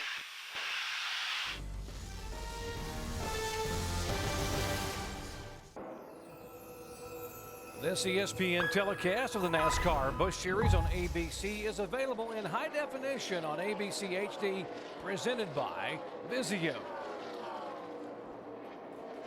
Here at Atlanta Motor Speedway, let's get you up to speed on the lead car, starting with this guy, Kyle Busch and Alan Bestwick. You know, Doc, Kyle Busch has led the most laps in 2 races so far this season. Did not win either of them. Finished strong right now, the theme for Kyle Busch. The tires off his car looking very solid on their last stop. Jamie? Well, Casey Kane in that 9 car doing a great job, according to his crew chief, Mike Shiplett, saying he's saving tires well, and that is going to be the key at the end of the day. Casey right now, quiet on the radio. We're not hearing much chatter from him, just hovering around that 2nd position, and that's where he started today. Mike? Matt Kenseth pretty quiet on the radio since that last caution flag. That usually indicates he's pretty happy with the race car. You can't blame him. After practice, he described the car as one of the best he's ever driven. It's a pretty good race car out there right now, running 3rd. Dave? Jeff Burton debunked one of the great myths in racing last week by winning, that you can't win with a green race car. Well, perhaps again today on St. Petty's Day, that might be a possibility. That is if he can get his car to operate as well as it is right now. And his crew jumping up. There's something wrong with the 29, guys. He's coming to us right now. He must have a tire trouble. 4 tires of fuel. He's radioing in. He's coming to pit road right now. So, the 29 having bad luck with a green race car after a great win yesterday. Jamie, last week. Tough break for him just when you called that green car. Well, right behind him in the familiar number 20, Tony Stewart, back with Joe Gibbs Racing for this Busch Series start. He's having a good time out there. Hey, he's running these Busch Series races to have fun, maybe learn a thing or two. He's not going for the points championship here. Tony Stewart running 5th right now. He started 4th. Alan. Casey Mears on the high line in that 24 car, about to go by the slowing Jeff Burton. Chad Walter, the crew chief, told me this morning they had an unexplained problem with the oil overflow in the oil tank. They were worried whether this car was going to finish the race. I just talked with Chad a minute ago. No troubles on the 24 so far. Dave, here's Burton. Jeff Burton is in now, Alan. He's describing it as a vibration. The crew will change 4 tires because sometimes it's very difficult to tell exactly which tire it is or which wheel might be having an issue. They'll take them off and we'll get a look at him and get back to you. Jerry? All right, thanks, Pat Smith and company. Taking no chances as soon as he said vibration, and Dave Burns heard it. They knew they were going to have to bring their driver on the pit road. Well, we're inside that window, or right in that window where we had trouble on the first run. So these guys, Jeff Burton's a pretty smart driver. He's feeling and waiting for something like that, and he's kind of, you know, in tune with his race car. And when he feels a vibration, he knows that that's not right. He's going to come in and get that tire changed before it blows out or has a problem. And I would look for some of these other guys to be pitting pretty quick on this too, because tire wear was such an issue the first run, and we're past that many laps now. Well, Jeff Burton, who won this race a year ago and also won a week ago, having his tough break. Let's find out exactly what happened, Dave Burns. It is the right rear, Jerry. Much like earlier in the race, they were wearing it away. Corks showing on the right rear tire. Remember, they made an air pressure adjustment on one of their last stops, added air to the right rear. And Ray told us that when you do that, you might want to make a wedge adjustment to compensate for that and decrease the wear a little bit. They didn't do that, and that may have been what caused the vibration and this right rear tire to wear out so quickly. He got about 40 laps out of that set of tires and about 35 out of the first lap set of tires. So maybe the track is getting a little rubber in it, but boy, I'll tell you what, these guys better be on their toes when their driver says something. And we are told, Mike Massaro, that the 17 car is also complaining. That's right, Jerry. A bit of concern here for the 3rd place driver, Matt Kenseth, the team up on the wall, ready for him to possibly make a stop. They have not confirmed yet. Matt Kenseth thinks he might have a front wheel coming loose. And Rusty, you have been exactly where Matt Kenseth is before in that race car. What are you starting to feel when you know you might have a problem? Well, if Matt Kenseth's talking about having a loose wheel, you actually get vibration to the right front tire, and it doesn't happen right away. As those lug nuts start loosening up, it gets worse and worse and worse. Now here's where risk versus reward starts kicking in.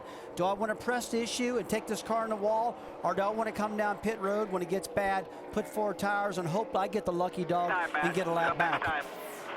All right, they went for the safe route. I'm coming this time, 4 tires. Just a little tight because I was stuck in traffic so long, but not bad. All right, he knows he's got a problem right now. He's a veteran. He's not going to push it any longer. He's bringing that baby down pit road right now. Hey, let's fix it.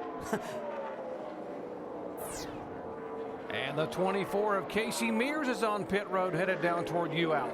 Got same call there, Doc, a vibration, so not taking any chances with this very solid running race car.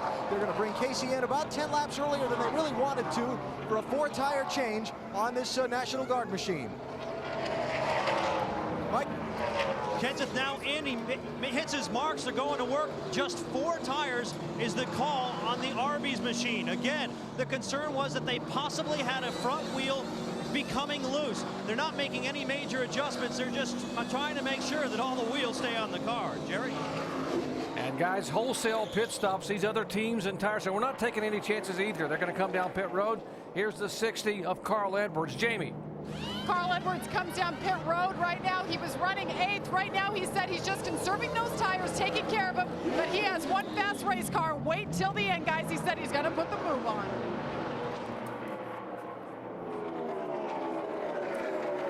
Well, right now, I think you're going to see a lot of pit stops. You see the 55 of Robbie Gordon come down pit road right now. We've had 30 green flag laps, about 31 green flag laps since we've last pitted. And this is about the same time these guys were having problems on tires before. So, you know, with that right rear tire, Jeff Burton looking the way it was looking, I got to believe the rest of the field is starting to have some of the same problem. Yeah, these guys that just pitted are kind of holding their breath and hoping the caution doesn't come out before these other leaders pit. We see Juan Pablo Montoya pit.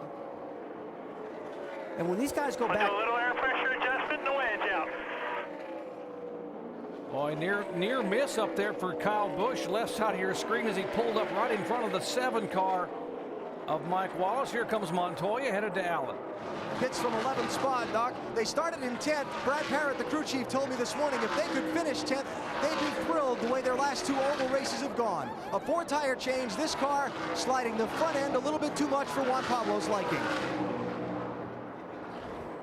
Wendy, these guys, they want to stay out as long as they possibly can, and they're hoping for a caution. The problem is they don't want to be the caution. If they stay out too long, I mean, they might crash these cars. And so, man, this is like rolling the dice, whether to pit or not. Okay, just a moment ago, our leader almost produced his own caution flag. Kyle Busch trying to work traffic. Now he slows down abruptly and cuts it hard left in front of David Gilliland, and Mike Wallace has to jam on the brakes to keep from running over him, the 5 car. Now let's see what Mike Wallace saw on board with the Geico Chevy cameras.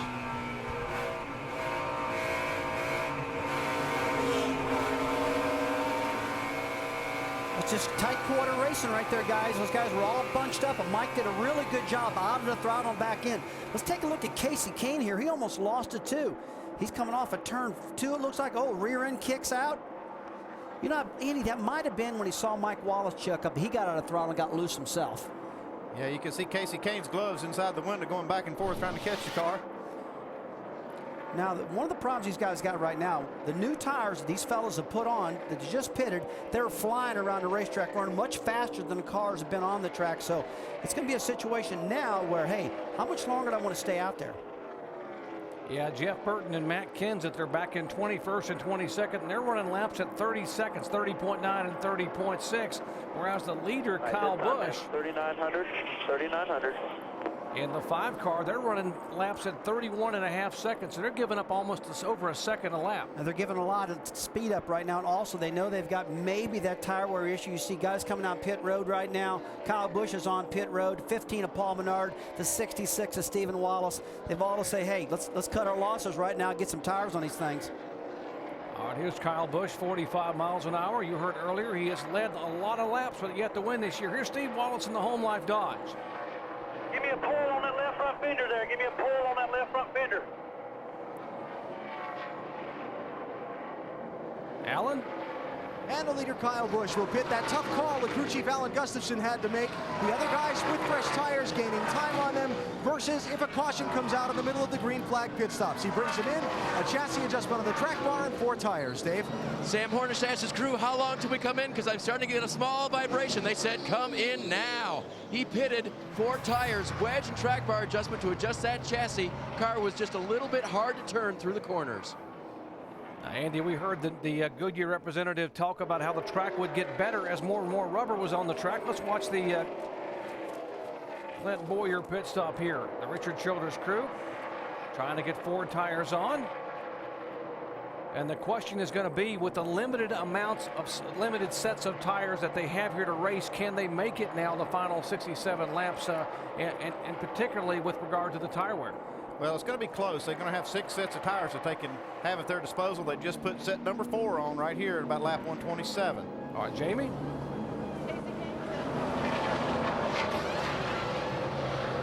Casey Kane that you're watching on your screen right there.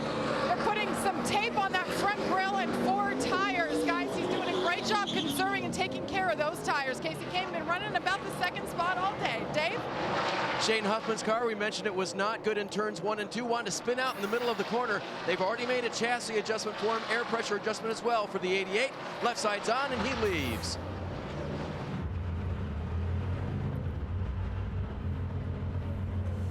Twelve cars just been penalized too fast for entering the pits. You know, we were just talking about Sam Hornish saying, boy, my car's vibrating. You know, Roger Penske does not need to be taking a chance on Hornish getting hurt out here. Time if you can, it's just a pass through. And they're telling Sam Hornish you will pass through the pits. That is the penalty for entering pit road more than 45 miles an hour. And here's Todd Cleaver in the 16 car. Alan? Yeah, I just talked to the crew just a minute ago, Doc. It's been a fairly quiet race for Todd Cleaver. He'd been stuck back in traffic a lot during the day, which they feel like has hampered their ability to move very far forward. They're going to make a 4-tire change on the 16 car. All right, Todd is down and away, and that will cycle through with Jamie McMurray as our leader. Here comes Sam Hornish.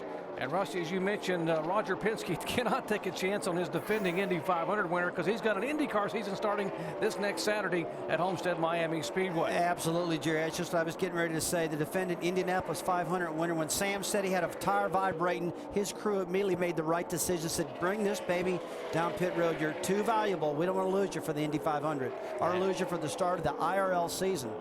And here is Jamie McMurray in the 26 car who spun earlier in the afternoon. Jamie has always liked this racetrack. Why? Because his very first NASCAR Busch Series victory came to him back in October of 2002. So he's already won here, one of 5 previous winners at Atlanta Motor Speedway. Well, here's a driver who hasn't won Atlanta yet, and that is Kyle Busch in the 5 car, but he's got the car today that just might be the one to beat.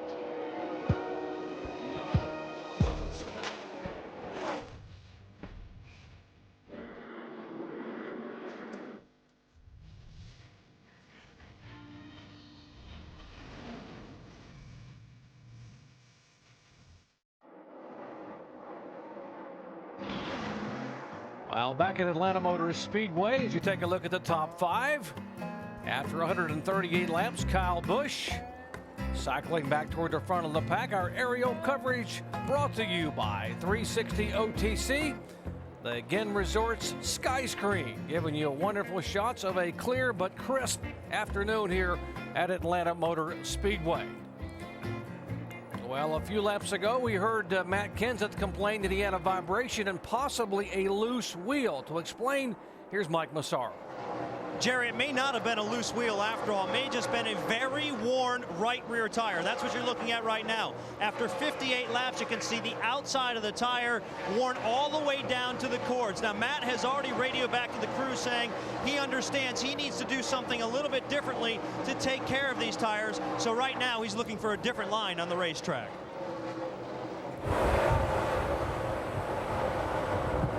Tell you what, loose wheels when you run 180 mile an hour, folks, they don't last long. I want you to look at this.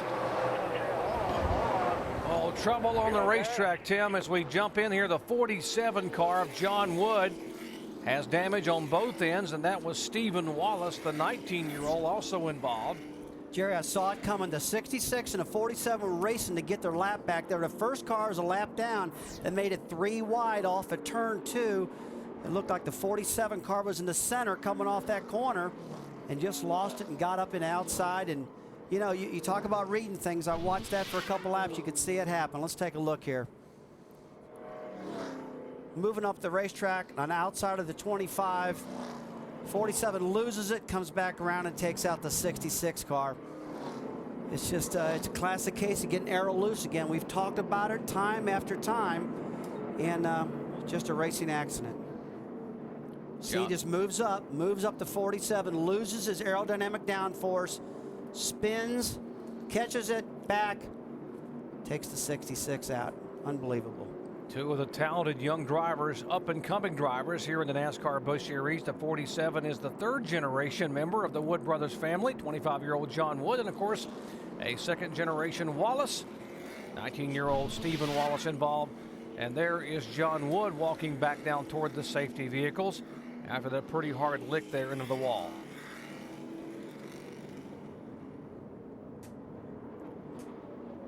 This caution's a huge break for Jamie McMurray. He was holding out for a caution after he had that problem earlier, and he gets one here. There's Steve Wallace. He wanted to stay in the cars if he could get the car back to pit road and get it repaired, but they are going to have to pick it up and take it in on the wrecker. Well, he knows what the problem was. He knew the situation they were in. John Wood did too. They were, you know, the way the pit stop cycle out, they were both racing for that first spot to get the lucky dog in case the caution flag come out, and driving hard. And things like that happen when it happens. Lucky dog right now is the number 99 of Data Rubin, looks like. Yeah, he will get the free pass to be able to move back on the lead lap. That would put 16 cars back on the lead lap here with 53 laps to go. David Rudiman, who had run awfully well here in the NASCAR Craftsman truck, but had never been in a Busch car here until today, now being shown in the top 16 on the lead lap. So they have our opening pit road here with 53 laps to go, and no questions whatsoever about what these teams are going to do in terms of putting fresh rubber on these cars. And the safety crews are attending to the 66 and the 47 car. By the way, the Stephen Wallace car was the same car. Almost identical situation happened to him at Homestead, the final race of last year, when he was running in the top 10 and got taken out by another car. Just an incident that was not of his own doing. Okay, here are the leaders on the pit road. Let's check in with Dave. Jeff Burton gives up third position. His car wanted to spin out in the turns. They will lower the track bar. That's a chassis adjustment. They will add some air pressure to actually take some air pressure out of the left front tire. Mike. Kenseth rolls in with second place, weighing in the balance. He radioed in just before the stop, saying it's just a hair on the tight side. They'll loosen it up with a little bit of air pressure, half pound on the right front. Jamie. Tony Stewart in that 20 car, he just radioed into his crew and says, if my car runs like this tomorrow, I will lap the field. Very happy with the 20 car. Alan? Top left of the screen, Kyle Busch. Remember we told you earlier today that NASCAR gave these teams an extra set of fresh tires for the day? That's what swung the decision for them to come in and pit with 52 to go, that they have another set of tires still in the pits if a caution comes out later. All right, there is the race off pit road. Good effort by Clint Boyer's team to gain a couple of spots, put him in the top 7. Jeff Burton in second overall. Kyle Busch still the guy they're chasing. Under caution for the 5th time here today. Back with the restart at Atlanta Motor Speedway in just a moment.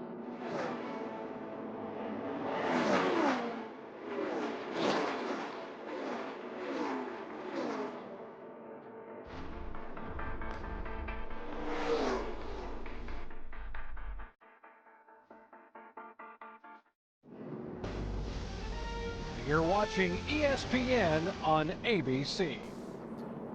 NASCAR Busch Series coverage from Atlanta Motor Speedway. 50 laps to go. We are under yellow once again. And a moment ago, we had talked about possibly a wobbly wheel and what happens with that. Let's check in with Tim Brewer down at the Chevy Cutaway car. Hey, Jerry, as you well know, 180, 190 miles an hour and loose wheels, that doesn't work real well, because let me show you a reason why, folks. This thing's sitting here moving like this, jumping all over the place. Vibration, breaks wheel stud, wallows out the lug nut holes right here. But watch this. You just have a couple of them tight, you take out a lot of it out. But if you got 5 of them tight, sure does make that driver feel a lot more comfortable. I think Rusty Wallace can elaborate a little bit more on that. Oh, I can. Well, you've got loose lug nuts. That's your worst nightmare, especially when your car's running good and you know you're going to hit pit road and you're going to lose a couple laps doing that, Andy. That is a horrible, gut-wrenching feeling when you see your day just go away because of a mistake like that. But you know what? We're all in this together, aren't we? It's all a team. Those guys don't want those things to come loose, and if they do, they die just as bad as the driver is. They're trying just as hard as that driver, I guarantee you that. They don't want to leave these tires loose, but sometimes they do, and when they do, they got to come in and get them fixed. The driver kind of puts the responsibility on the driver. He feels the vibration, got to get it on pit road. All right, guys, getting set for the restart here. Kyle Busch back at the head of the pack. We have had 8 different leaders, 12 lead changes. There have been cautions throughout the afternoon. We're in a unique situation right here. We got 49 laps to go, and most of these cars, all of these cars can do that on fuel. but we've not been able to see the leaders go that far on tires. So do they roll the dice? Can they stay out there? Do you take care of the tires and be able to hang on and maybe get the win? Somebody might do that. If you want my opinion, it's not going to happen. I think they got to come down and get some tires because, boy, 46 laps when they're already having problems at lap 30, whoo, that's asking a lot, guys. All right, Rusty has already given us his vote. What do you think? Well, if it goes green, I think somebody will try to roll the dice. All right, can they gamble? We'll find out as the green flag waves again at Atlanta.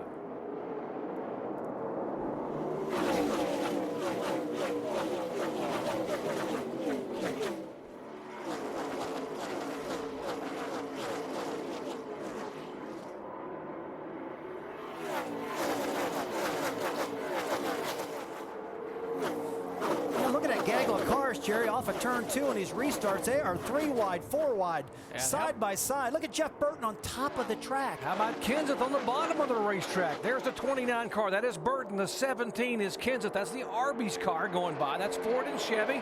Look at this group here, the 20 car. You heard him talking about how good Tony Stewart said this car was. If I have this kind of car on Sunday, I will dominate the Nextel Cup event here. That's what happened when they got new tires. When they have new tires, they just go like the Banshee out there. They're on the throttle hard because they got a lot of grip, and the car is stuck to the track real good, and they can maneuver that thing around anywhere they want with those new fresh tires. Go like the what? The Banshee, is that a word? I think it is. That means like go like crazy. How crazy? I'll use that word. Screaming animal. Let's use that word, yeah. Here comes Casey Kane on the inside of Tony Stewart. I'm not sure what a Banshee is, but anyway, they're going. As Casey Kane will take the spot away from Stewart. And that is 4th position.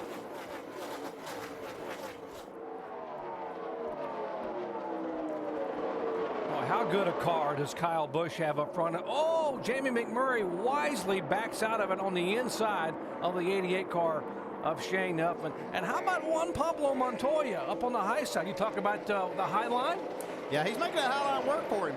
He's looking like a veteran running up on the top side. You know, he continues to learn every time. We saw him in Mexico City where he says, I just want to win an oval race now. Well, he's got a good shot right now because he's got a lot of momentum. And he learns with every turn of the wheel, this guy does. He understands what the aero loose means when you get side by side, experience that early in the race. Yeah, his car's rolling pretty good right here. Yeah, it is. He's got that momentum going for him. Now you look at his progression as right up behind the 21 car. And he had just had a little bit of a brush with the concrete, but he is hustling this car. Let's see if we can see the car just get up against the outside concrete. All right there. Ooh, he just grazed the paint. I don't think it even scraped the Havlin decal off that car. You know, he got a little, when the other car faked over like he was going to move up, you know, Juan took a little swipe over away from him and got awful close to that wall as you saw in that replay. Good driving, though. He's finally got in front of that gaggle of cars that's behind him, so he's got some clean track to get out of Dodge and get going now. Yeah, now he's running down Kevin Harvick. I don't think he'll be as easy to pass as this group of cars. Yeah, Montoya being shown in the 9th or the 8th position. Harvick is 7th. And here's a battle again. Not much of a battle as Jeff Burton again just sails by the 17 car. I got to think that Jeff Burton's been conserving his tires, and now in the last 50 laps of the race, I think he's going to just jump out there and see what it'll do. Well, we all know the tire wear is getting better as the race goes on. More rubber. You can see the track, folks. It's getting blacker and blacker out there. And when you see the track getting blacker, that means there's more rubber getting down on it. And the groove's getting higher also.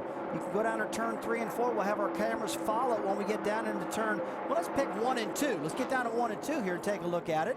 And we can see how the track is just moving higher and higher, that groove. Let's take a look here.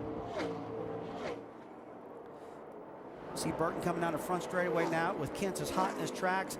And as they get in the corner there, look at that. It's a defined line, and it's moving higher in the track, and that's what you want. That's the high groove coming in.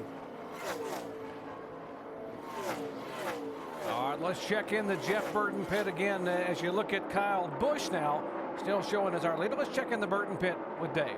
And guys, I was just going to make the point that Jeff Burton's car always starts off the runs a little less good than he would wish. It comes in as the air pressures build in those tires, and that's what they had a chance to do on those first couple laps.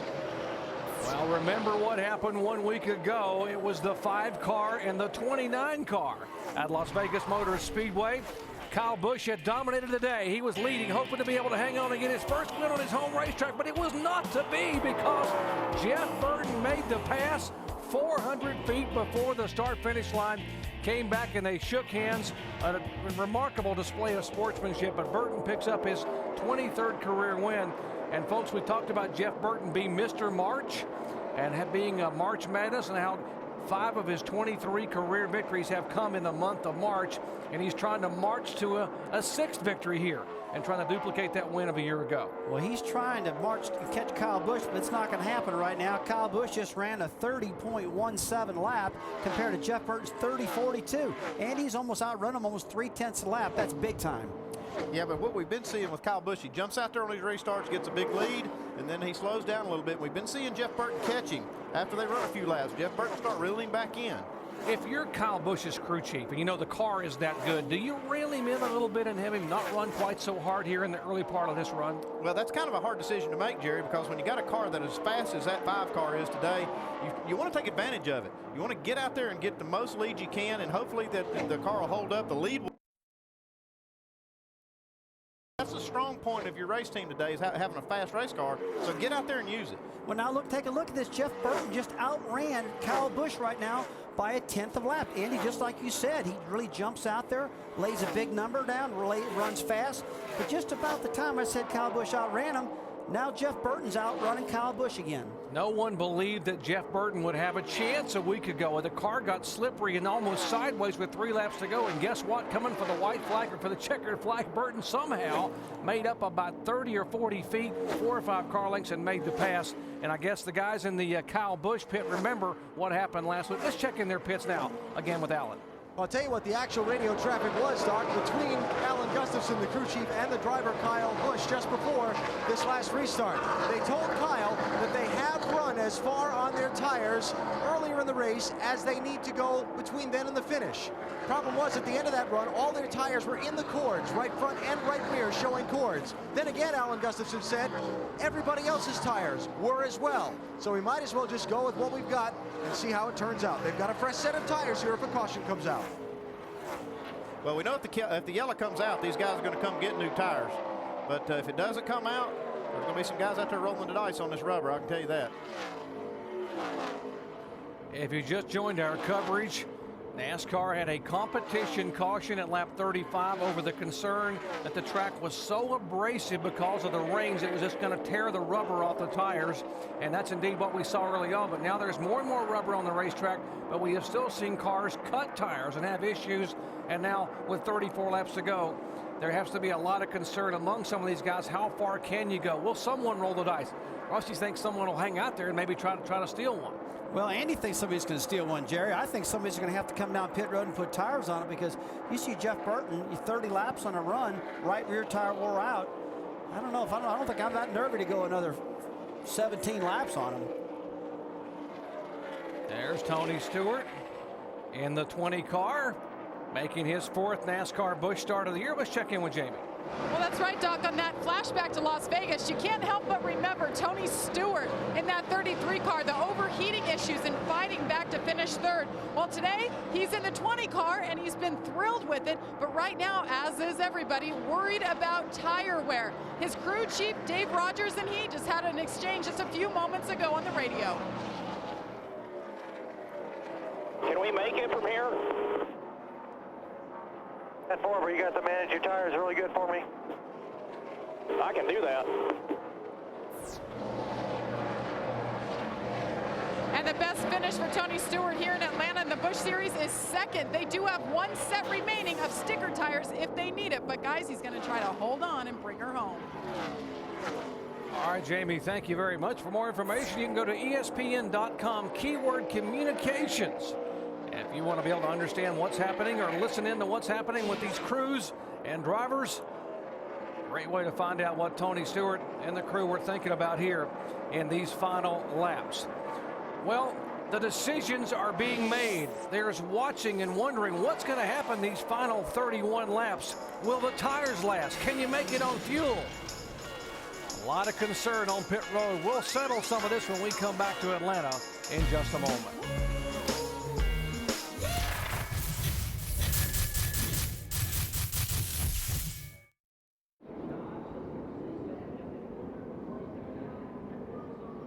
Caution cars staying out on the track. The pits are closed, so no cars coming down pit road. Tony Stewart does come down pit road, but all the teams now trying to decide what changes they'll make to their race cars to try to optimize the handling and the speed for the end of this race. Jerry?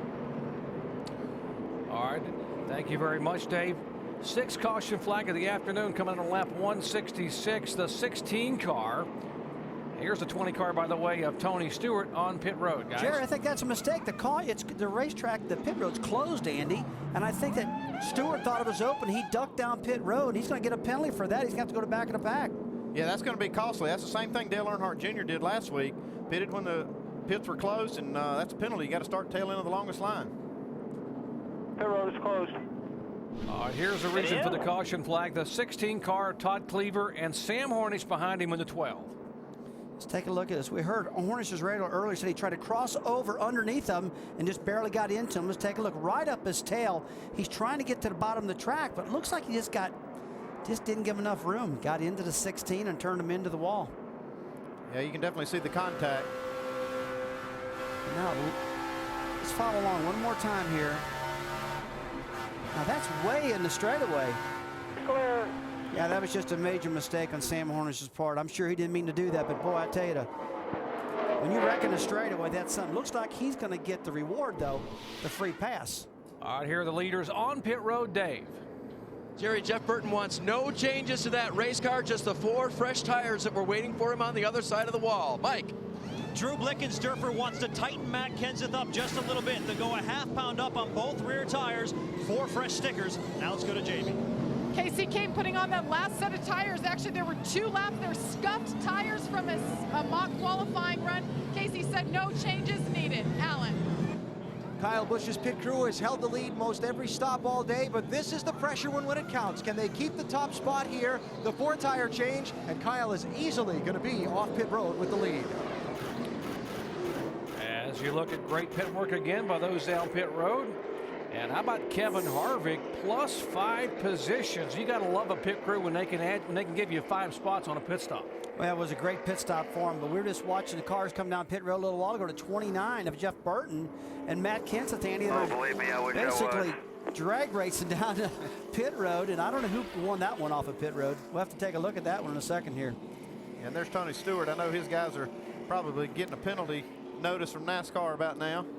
Yeah, Tony, we heard him on the radio say it was closed. He couldn't believe it. He thought the thing was open, and he pitted, and that kills him. All right, is there a problem with the 5 car, Alan? Alan Gustafson just walking away there, talking with the NASCAR official here. I'm hearing that they're going to bring Kyle back down. The officials believe a missing lug nut on the 5 car from that pit stop. Remember, I talked about the good pit stops all day, but this was the one that counted. What a terrible time to make a mistake, huh? Well, when you talk about a kid never missing a free throw, invariably what happens? He misses a free throw. You talk about perfect pit stops and perfection, something like this happens. Here he comes back on the pit road, and the NASCAR officials normally stand there and watch. On the 4, don't slide him here. It's nice and easy. Right here. Watch the official now watching and counting the lug nuts. Now he's telling them they don't have enough lug nuts. They're going to have to come back. And Andy, you well know that that's the last thing that gets tightened up, the left front lug nut. You know, they do the right sides, they race over to the left-hand sides, and they try to outrun each other, the left front and the left rear guy do.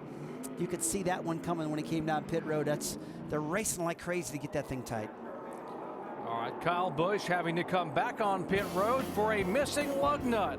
And the tough breaks again take place. 25 laps to go, the green flag when we come back.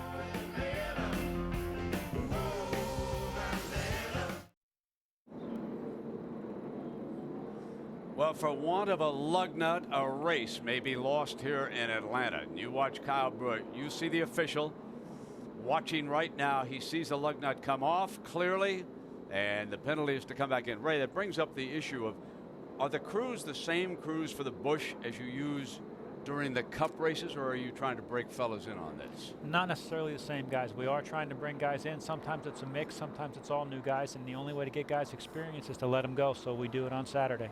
Now, with this situation having developed, Brad, who do we like? Can he come back? Can he work his way back? He can work his way back, but I'm going to stick with Casey Kane. He's been really consistent. He had a decent pit stop I think he's going to win this race. Big smile on Ray's face when you said that. Let's go back upstairs. Down here is Jerry. All right, thanks, guys, very much. By the way, Kyle Busch has led 143 laps. He is now back in 15th position because of a $1.29 lug nut. But he has got the quickest car in the field and has all day. Can he get there with 23 laps to go?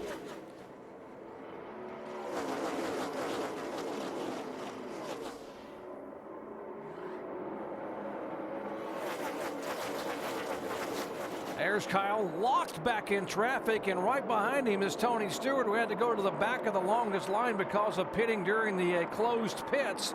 And now the 5 and the 20 are going to fight their way up. Whoa, Tony going up around his teammate. That's Eric Almirola in the 18 car.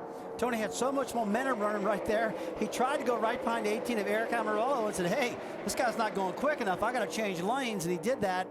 I'll tell you, if Kyle is on the throttle right now, he's driving with adrenaline. He's mad. He's mad at everything right now. And he just knows he lost the race last year because of a tire. Now it looks like he might lose it because of a left front loose lug nut that fell off. But while that's all going on, Jeff Burton, he's setting sail.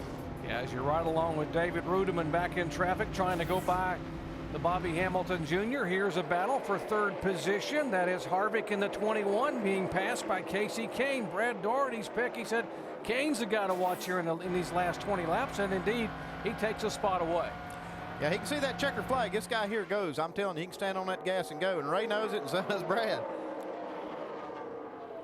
And speaking of coming toward the front, here is the 5 car. A week ago, Kyle Busch was the victim of a car coming through the pack in the final laps when Jeff Burton ran him down and took the win away.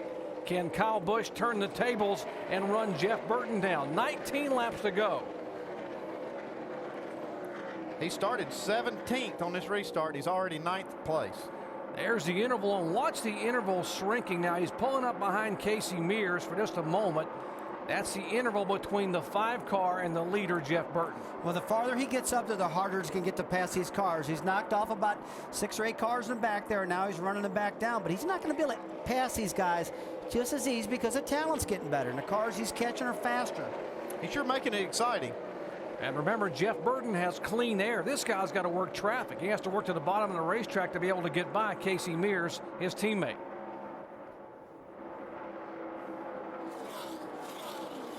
There's the 5 car, a little drafting help from now Mears. Now he's got about 10 car lengths before he catches Juan Pablo Montoya right now, so it's kind of leveling out a little bit here for him.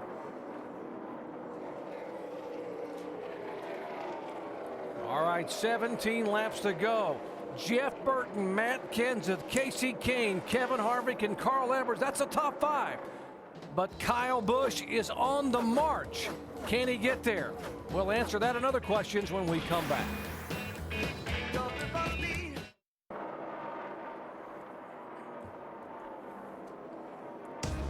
Well, NBA Sunday on ABC continues tomorrow as Dirk Nowitzki and the league-leading Mavericks head to Detroit to face Chris Webber and the Pistons. Coverage begins at 3 Eastern, noon Pacific with GMC Sunday Countdown. For more information, log on to ESPN.com. Great NBA action coming your way. Laps clicking away here. We will have 10 laps to go at Atlanta Motor Speedway next time by. And that guy, Jeff Burton, trying to make it 2 in a row for 2007 and 2 consecutive years in a row with back-to-back wins at Atlanta Motor Speedway. Well, Jeff Burton's got about a 50 car length lead right now, although, you know, they're changing the speeds back and forth. One lap Burton's quicker, the next lap Kent's is quicker. But that particular lap, Burton just outrun the field by 0.2 of a second, at least over the second-place car. And Kyle Busch has knocked off a couple more cars and caught this group. So we're going to see if he can get by them and get up there and contend. Yeah, now right now Kyle Busch is up in the 6th position. He just ran a 30.52 second lap compared to Jeff Burton's 30.64, so he's outrunning him. Well, Kyle Busch restarted in 15th position after that unscheduled stop, having to come back in for the loose lug nut. And the 21 car, you see that is Harvick, the 3rd place car. The 9 car is Casey Kane, the 4th. 60 is the 5th place car. And just behind the 60 is the 5 car of Kyle Busch headed into the screen. As we check in the Carl Edwards pits. Jamie. That's right. His rear view mirror right now filled with the number 5 car, but Carl Edwards, last pit stop, he came in, no fuel, guys. They are rolling the dice, keeping that car as light as possible. He was a little frustrated. He had to hold off and take care of those tires. He kept asking his crew chief, PK, tell me when I can go. I don't want to wait too long. Let me know when I can go. Remember, Carl Edwards looking for his first win of 2007 right now, running fifth. And as for Kyle Busch, he's worked his way back up to 6th position. They were hoping to run through a lot of the traffic, then get a caution to bring them back closer to Jeff Burton. Right now, Kyle locked in a tight fight to try and move his way up through the top 5, following Carl Edwards and Casey Kane in traffic. The laps are running out. Even if the caution came out now, it might not do them any good. What a way to lose a race. All right, here's your leader. That is the 29 car of Burton. Here is 2nd, 3rd, 4th, 5th, and 6th. As now Kevin Harvick has been able to go by Matt Kenseth to take the 2nd spot away. Harvick to 21, Kenseth to 17. And now guess who is in the 4th position? That is the 5 car just getting to the inside of Carl Edwards. The 5 cars took some dicey moves off of turn 2. He's trying to split the center. He's trying to right there, not going to make it. The lap before that, man, he just barely cleared Casey Kane coming off of turn 2. And Casey's closing back on his bumper right now because the 5 had to get out of the throttle for the 60 of Carl Edwards just then. He lost his momentum. Remember, we have had 4 different winners in the first 4 events of the year. Jeff Burton won last week at Las Vegas. Kevin Harvick won at Daytona. Matt Kenseth won at California. And those guys are all running in the top 4 or 5 here right now in the final laps at Atlanta Motor Speedway. 5 to go, bud. 5 to go. 5 more smart ones. Next guy for position ahead of us is the 88. Just keep that rhythm. Looks like without a caution, Kyle Busch won't be able to get to Jeff Burton. But if he got a caution, his car is faster than Jeff Burton. Oh, I started to say, Andy, if he gets past the 60 car and a caution flag comes out, Jeff Burton doesn't want to see that because this kid in his 5 car is flying right now. A caution flag will tune him right back up. The 29 car of Burton and the 21 car in 2nd spot of Harvick. They're both owned by Richard Childress Racing. The 3rd place car, the 60 of Edwards, that is Jack Roush. And here goes Busch looking at the inside of Edwards once again. Now he's trying to peel around the bottom of the racetrack. It's very, very slick down there, guys, on the bottom. He makes the pass, gets ahead of him now. If we get a green-white checkered, Jeff Burton's going to have a mirror full. Yeah, those Harvick cars are going to have a mirror full of Kyle Busch if they get a caution right here. 3 laps to go, and when Rusty talks about a green-white checker, we're talking about the fact that these races do not end under caution. They will have a green-white checkered if the yellow were to come out prior to the white flag lap. Hey, what about Richard Childress' team right now, Jerry? Look at him. They're running 1st and 2nd, Burton and Harvick. He's really got his act together. I remember 3 or 4 years ago, they were really having a lot of problems with the organization. They've really got that baby back up to speed right now. They're running 1-2.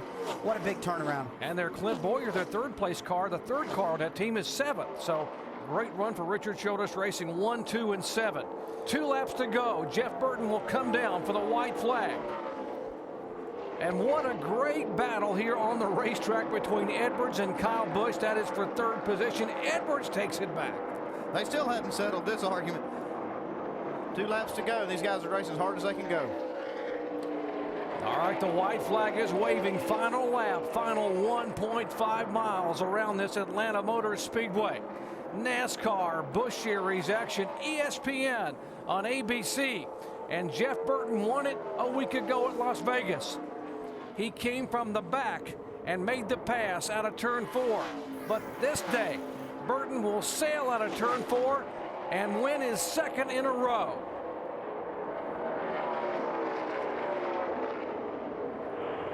Wait, that thing is over. Well, glad that thing it's over. I bet he is glad it's over. He was concerned about those tires. He made it. That last caution flag, Andy, saved them all. He's a smart race car driver. He had a problem with the tire early. He kind of pedaled his car back, took his time getting up through there, and when it was time to go, he just let it rip, took off to the lead, and nobody could touch him. Richard Childress, what a great day for Childress here. As you see Pat Smith and the company, the crew down there. Awesome job by Pat and the Holiday Inn crew as Jeff Burton comes from his 8th starting spot to win back-to-back races in the NASCAR Busch Series season and 2 consecutive years in a row here at Atlanta Motor Speedway. Let's check in with Dave. And climbing up here to talk to Pat Smith, who's still trying to get unbuckled from his radio so he can go celebrate. Pat, your driver said, "I'm glad this thing is over." Are you? Yeah, tire wear was very questionable. At the speed he was running there, we could only go maybe 22, 24 laps, and we knew it was going to be close at the end, just hoping we didn't get a caution. And obviously the 5 car was really good all day long, and you know, I hate that they had bad luck, but we'll take it. You and Jeff Burton have engineered 2 in a row, my friend. The what now? You and Jeff have engineered 2 in a row. Yeah, we're on a streak here. I'm going to try to carry that over to Bristol next weekend with Scott Wimmer. We certainly owe him a good run. We haven't done the best for him so far this year, so excited to go do that there. All right, Pat Smith, crew chief for Jeff Burton. Another win in the Busch Series. All right, Jeff Burton's 24th career win coming in his 264th career start. As Jeff Burton at the Holiday Inn Chevrolet takes a celebration lap to salute the fans here at Atlanta Motor Speedway. Back in just a moment.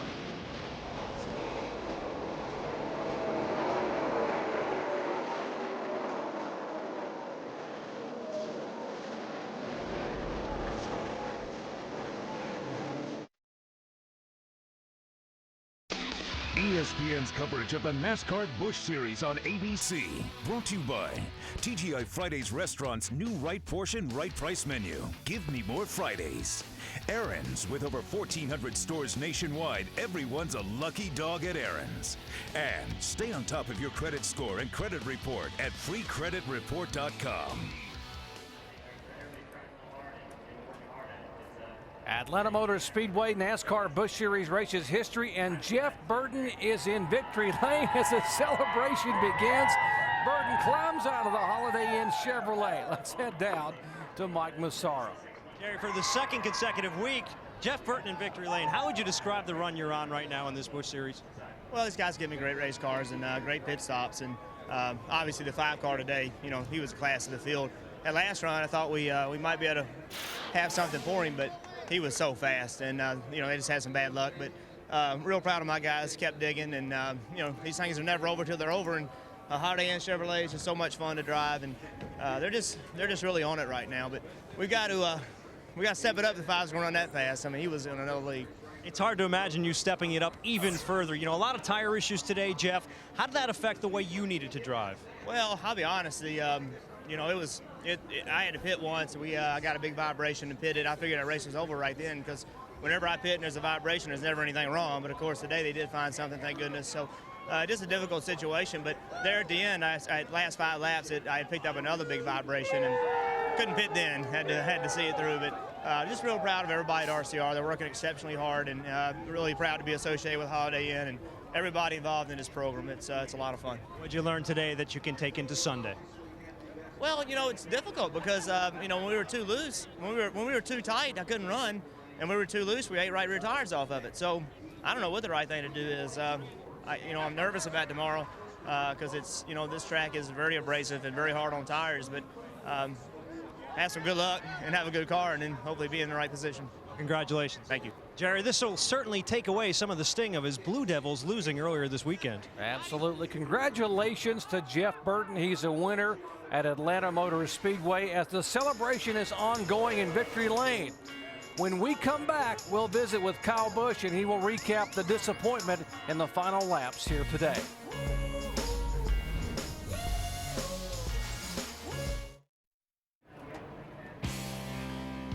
Remember, the NASCAR Busch Series continues next week at one of the most popular venues, the Bristol Motor Speedway. A long list of big names on hand to take on one very tough short track. NASCAR Busch Series action at Bristol coming your way on ABC Saturday at 2:30 Eastern. Also available in high definition on ABC HD. For more information, log on to ESPN.com. Well, the disappointment of the day was a dominating car, number 5. And of course, a lug nut that cost $1 cost this young man a chance at a $1.1 million purse today. Alan Bestwick. And Kyle Busch did come back to finish 3rd today. Kyle, first, what are your thoughts on not being about 100 feet from here in victory lane? It's disappointing. I mean, it's very disappointing. I just don't know what to, you know, what to do really to try to win one of these races. It's real hard, but you know, I really want to thank all my guys. They do such hard work and do such an awesome job that. You know, I'd hate to be in their shoes today too. So, You know, everybody back at the shop at Hendrick Motorsports, everybody at Garden Safe, as well as Stay Green, Inspector Side and Lowe's, and you know, SeaWorld and as well as Busch Gardens were on our car today with their conservation fund. Hopefully they got some of that and put on a good show for them. So we'll just try to come back here in another week and do it again. When you see your crew over a lug nut, what do you say to them? I don't know. I haven't quite figured it out yet, but you know, it's just a tough break. I mean, they're the same guys that pit tomorrow's car, so hopefully that they can get it straightened out and we won't have that issue tomorrow. But you know, we had such an awesome car today that we could come back to third place, and tomorrow the competition's so much stiffer. And you know, I'm not going to say that we don't have a good enough car, but you know, it's just so hard to get through a Cup field than it is a Busch field. So I don't think we'll be able to come back from such a setback like that tomorrow. Kyle, thanks for the time.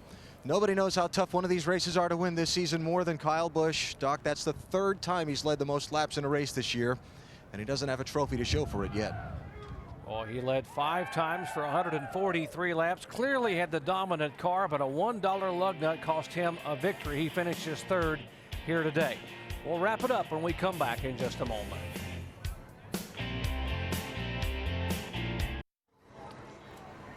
So for Jeff Burton, his 24th career Busch Series. We ever have a very nice of you to be with us today. I know you're disappointed in the 7th place finish, but you start in the front row tomorrow, right, in the Cup race. Oh, thank you. It was my pleasure, and sorry we let Brad down, but we'll have to try and do a better job. Elliott Sadler will be up front, and of course Kane and Scott Riggs, you'll have them saddled up. And right now, the leader in the Busch Series is Carl Edwards. He's standing by with Jamie Little. Let's go to Jamie. That's right, Brent. He extends his points lead. Carl, talk about today how exciting last few laps, your battle with Kyle Busch. Man, that was fun. I know Kyle was so fast all day and he got shuffled back with the pit road thing, but it was just so hard to determine how hard you could race today. The tires really dictated, you know, your effort, and I just had fun racing with him there at the end. Had a good time, and I guess I'm the last interview, so it's just the end of a fun day. And next will be your nightly news on NBC. ABC, Carl. Oh, Doc?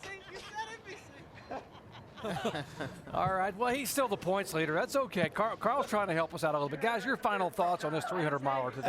Guys, I don't think we need to beat up on Goodyear too much. We've been talking about tires for a long time. Vegas was a brand new track. It was rough on the tires because it was new. Atlanta, high with the high tire wear because the track's pretty abrasive. Next week, I think they get back to normal, Andy.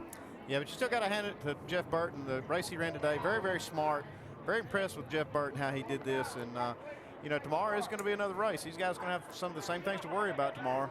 And Jeff Burton, these guys learned a lot today. Yeah, you got to hand it to Richard Childress. He did a great job. His whole team, they're on track. Once again, Jeff Burton picks up his 24th career victory today at Atlanta Motor Speedway in his 264th start as a NASCAR Busch Series driver. A reminder coming your way, ABC NBA action on Sunday, Mavericks Pistons at 3 p.m. Eastern Time. And stay tuned, except on the West Coast, for ABC's World News or your local news over most of these ABC stations. Jeff Burton is a winner at Atlanta Motor Speedway. Thanks for watching ESPN on ABC.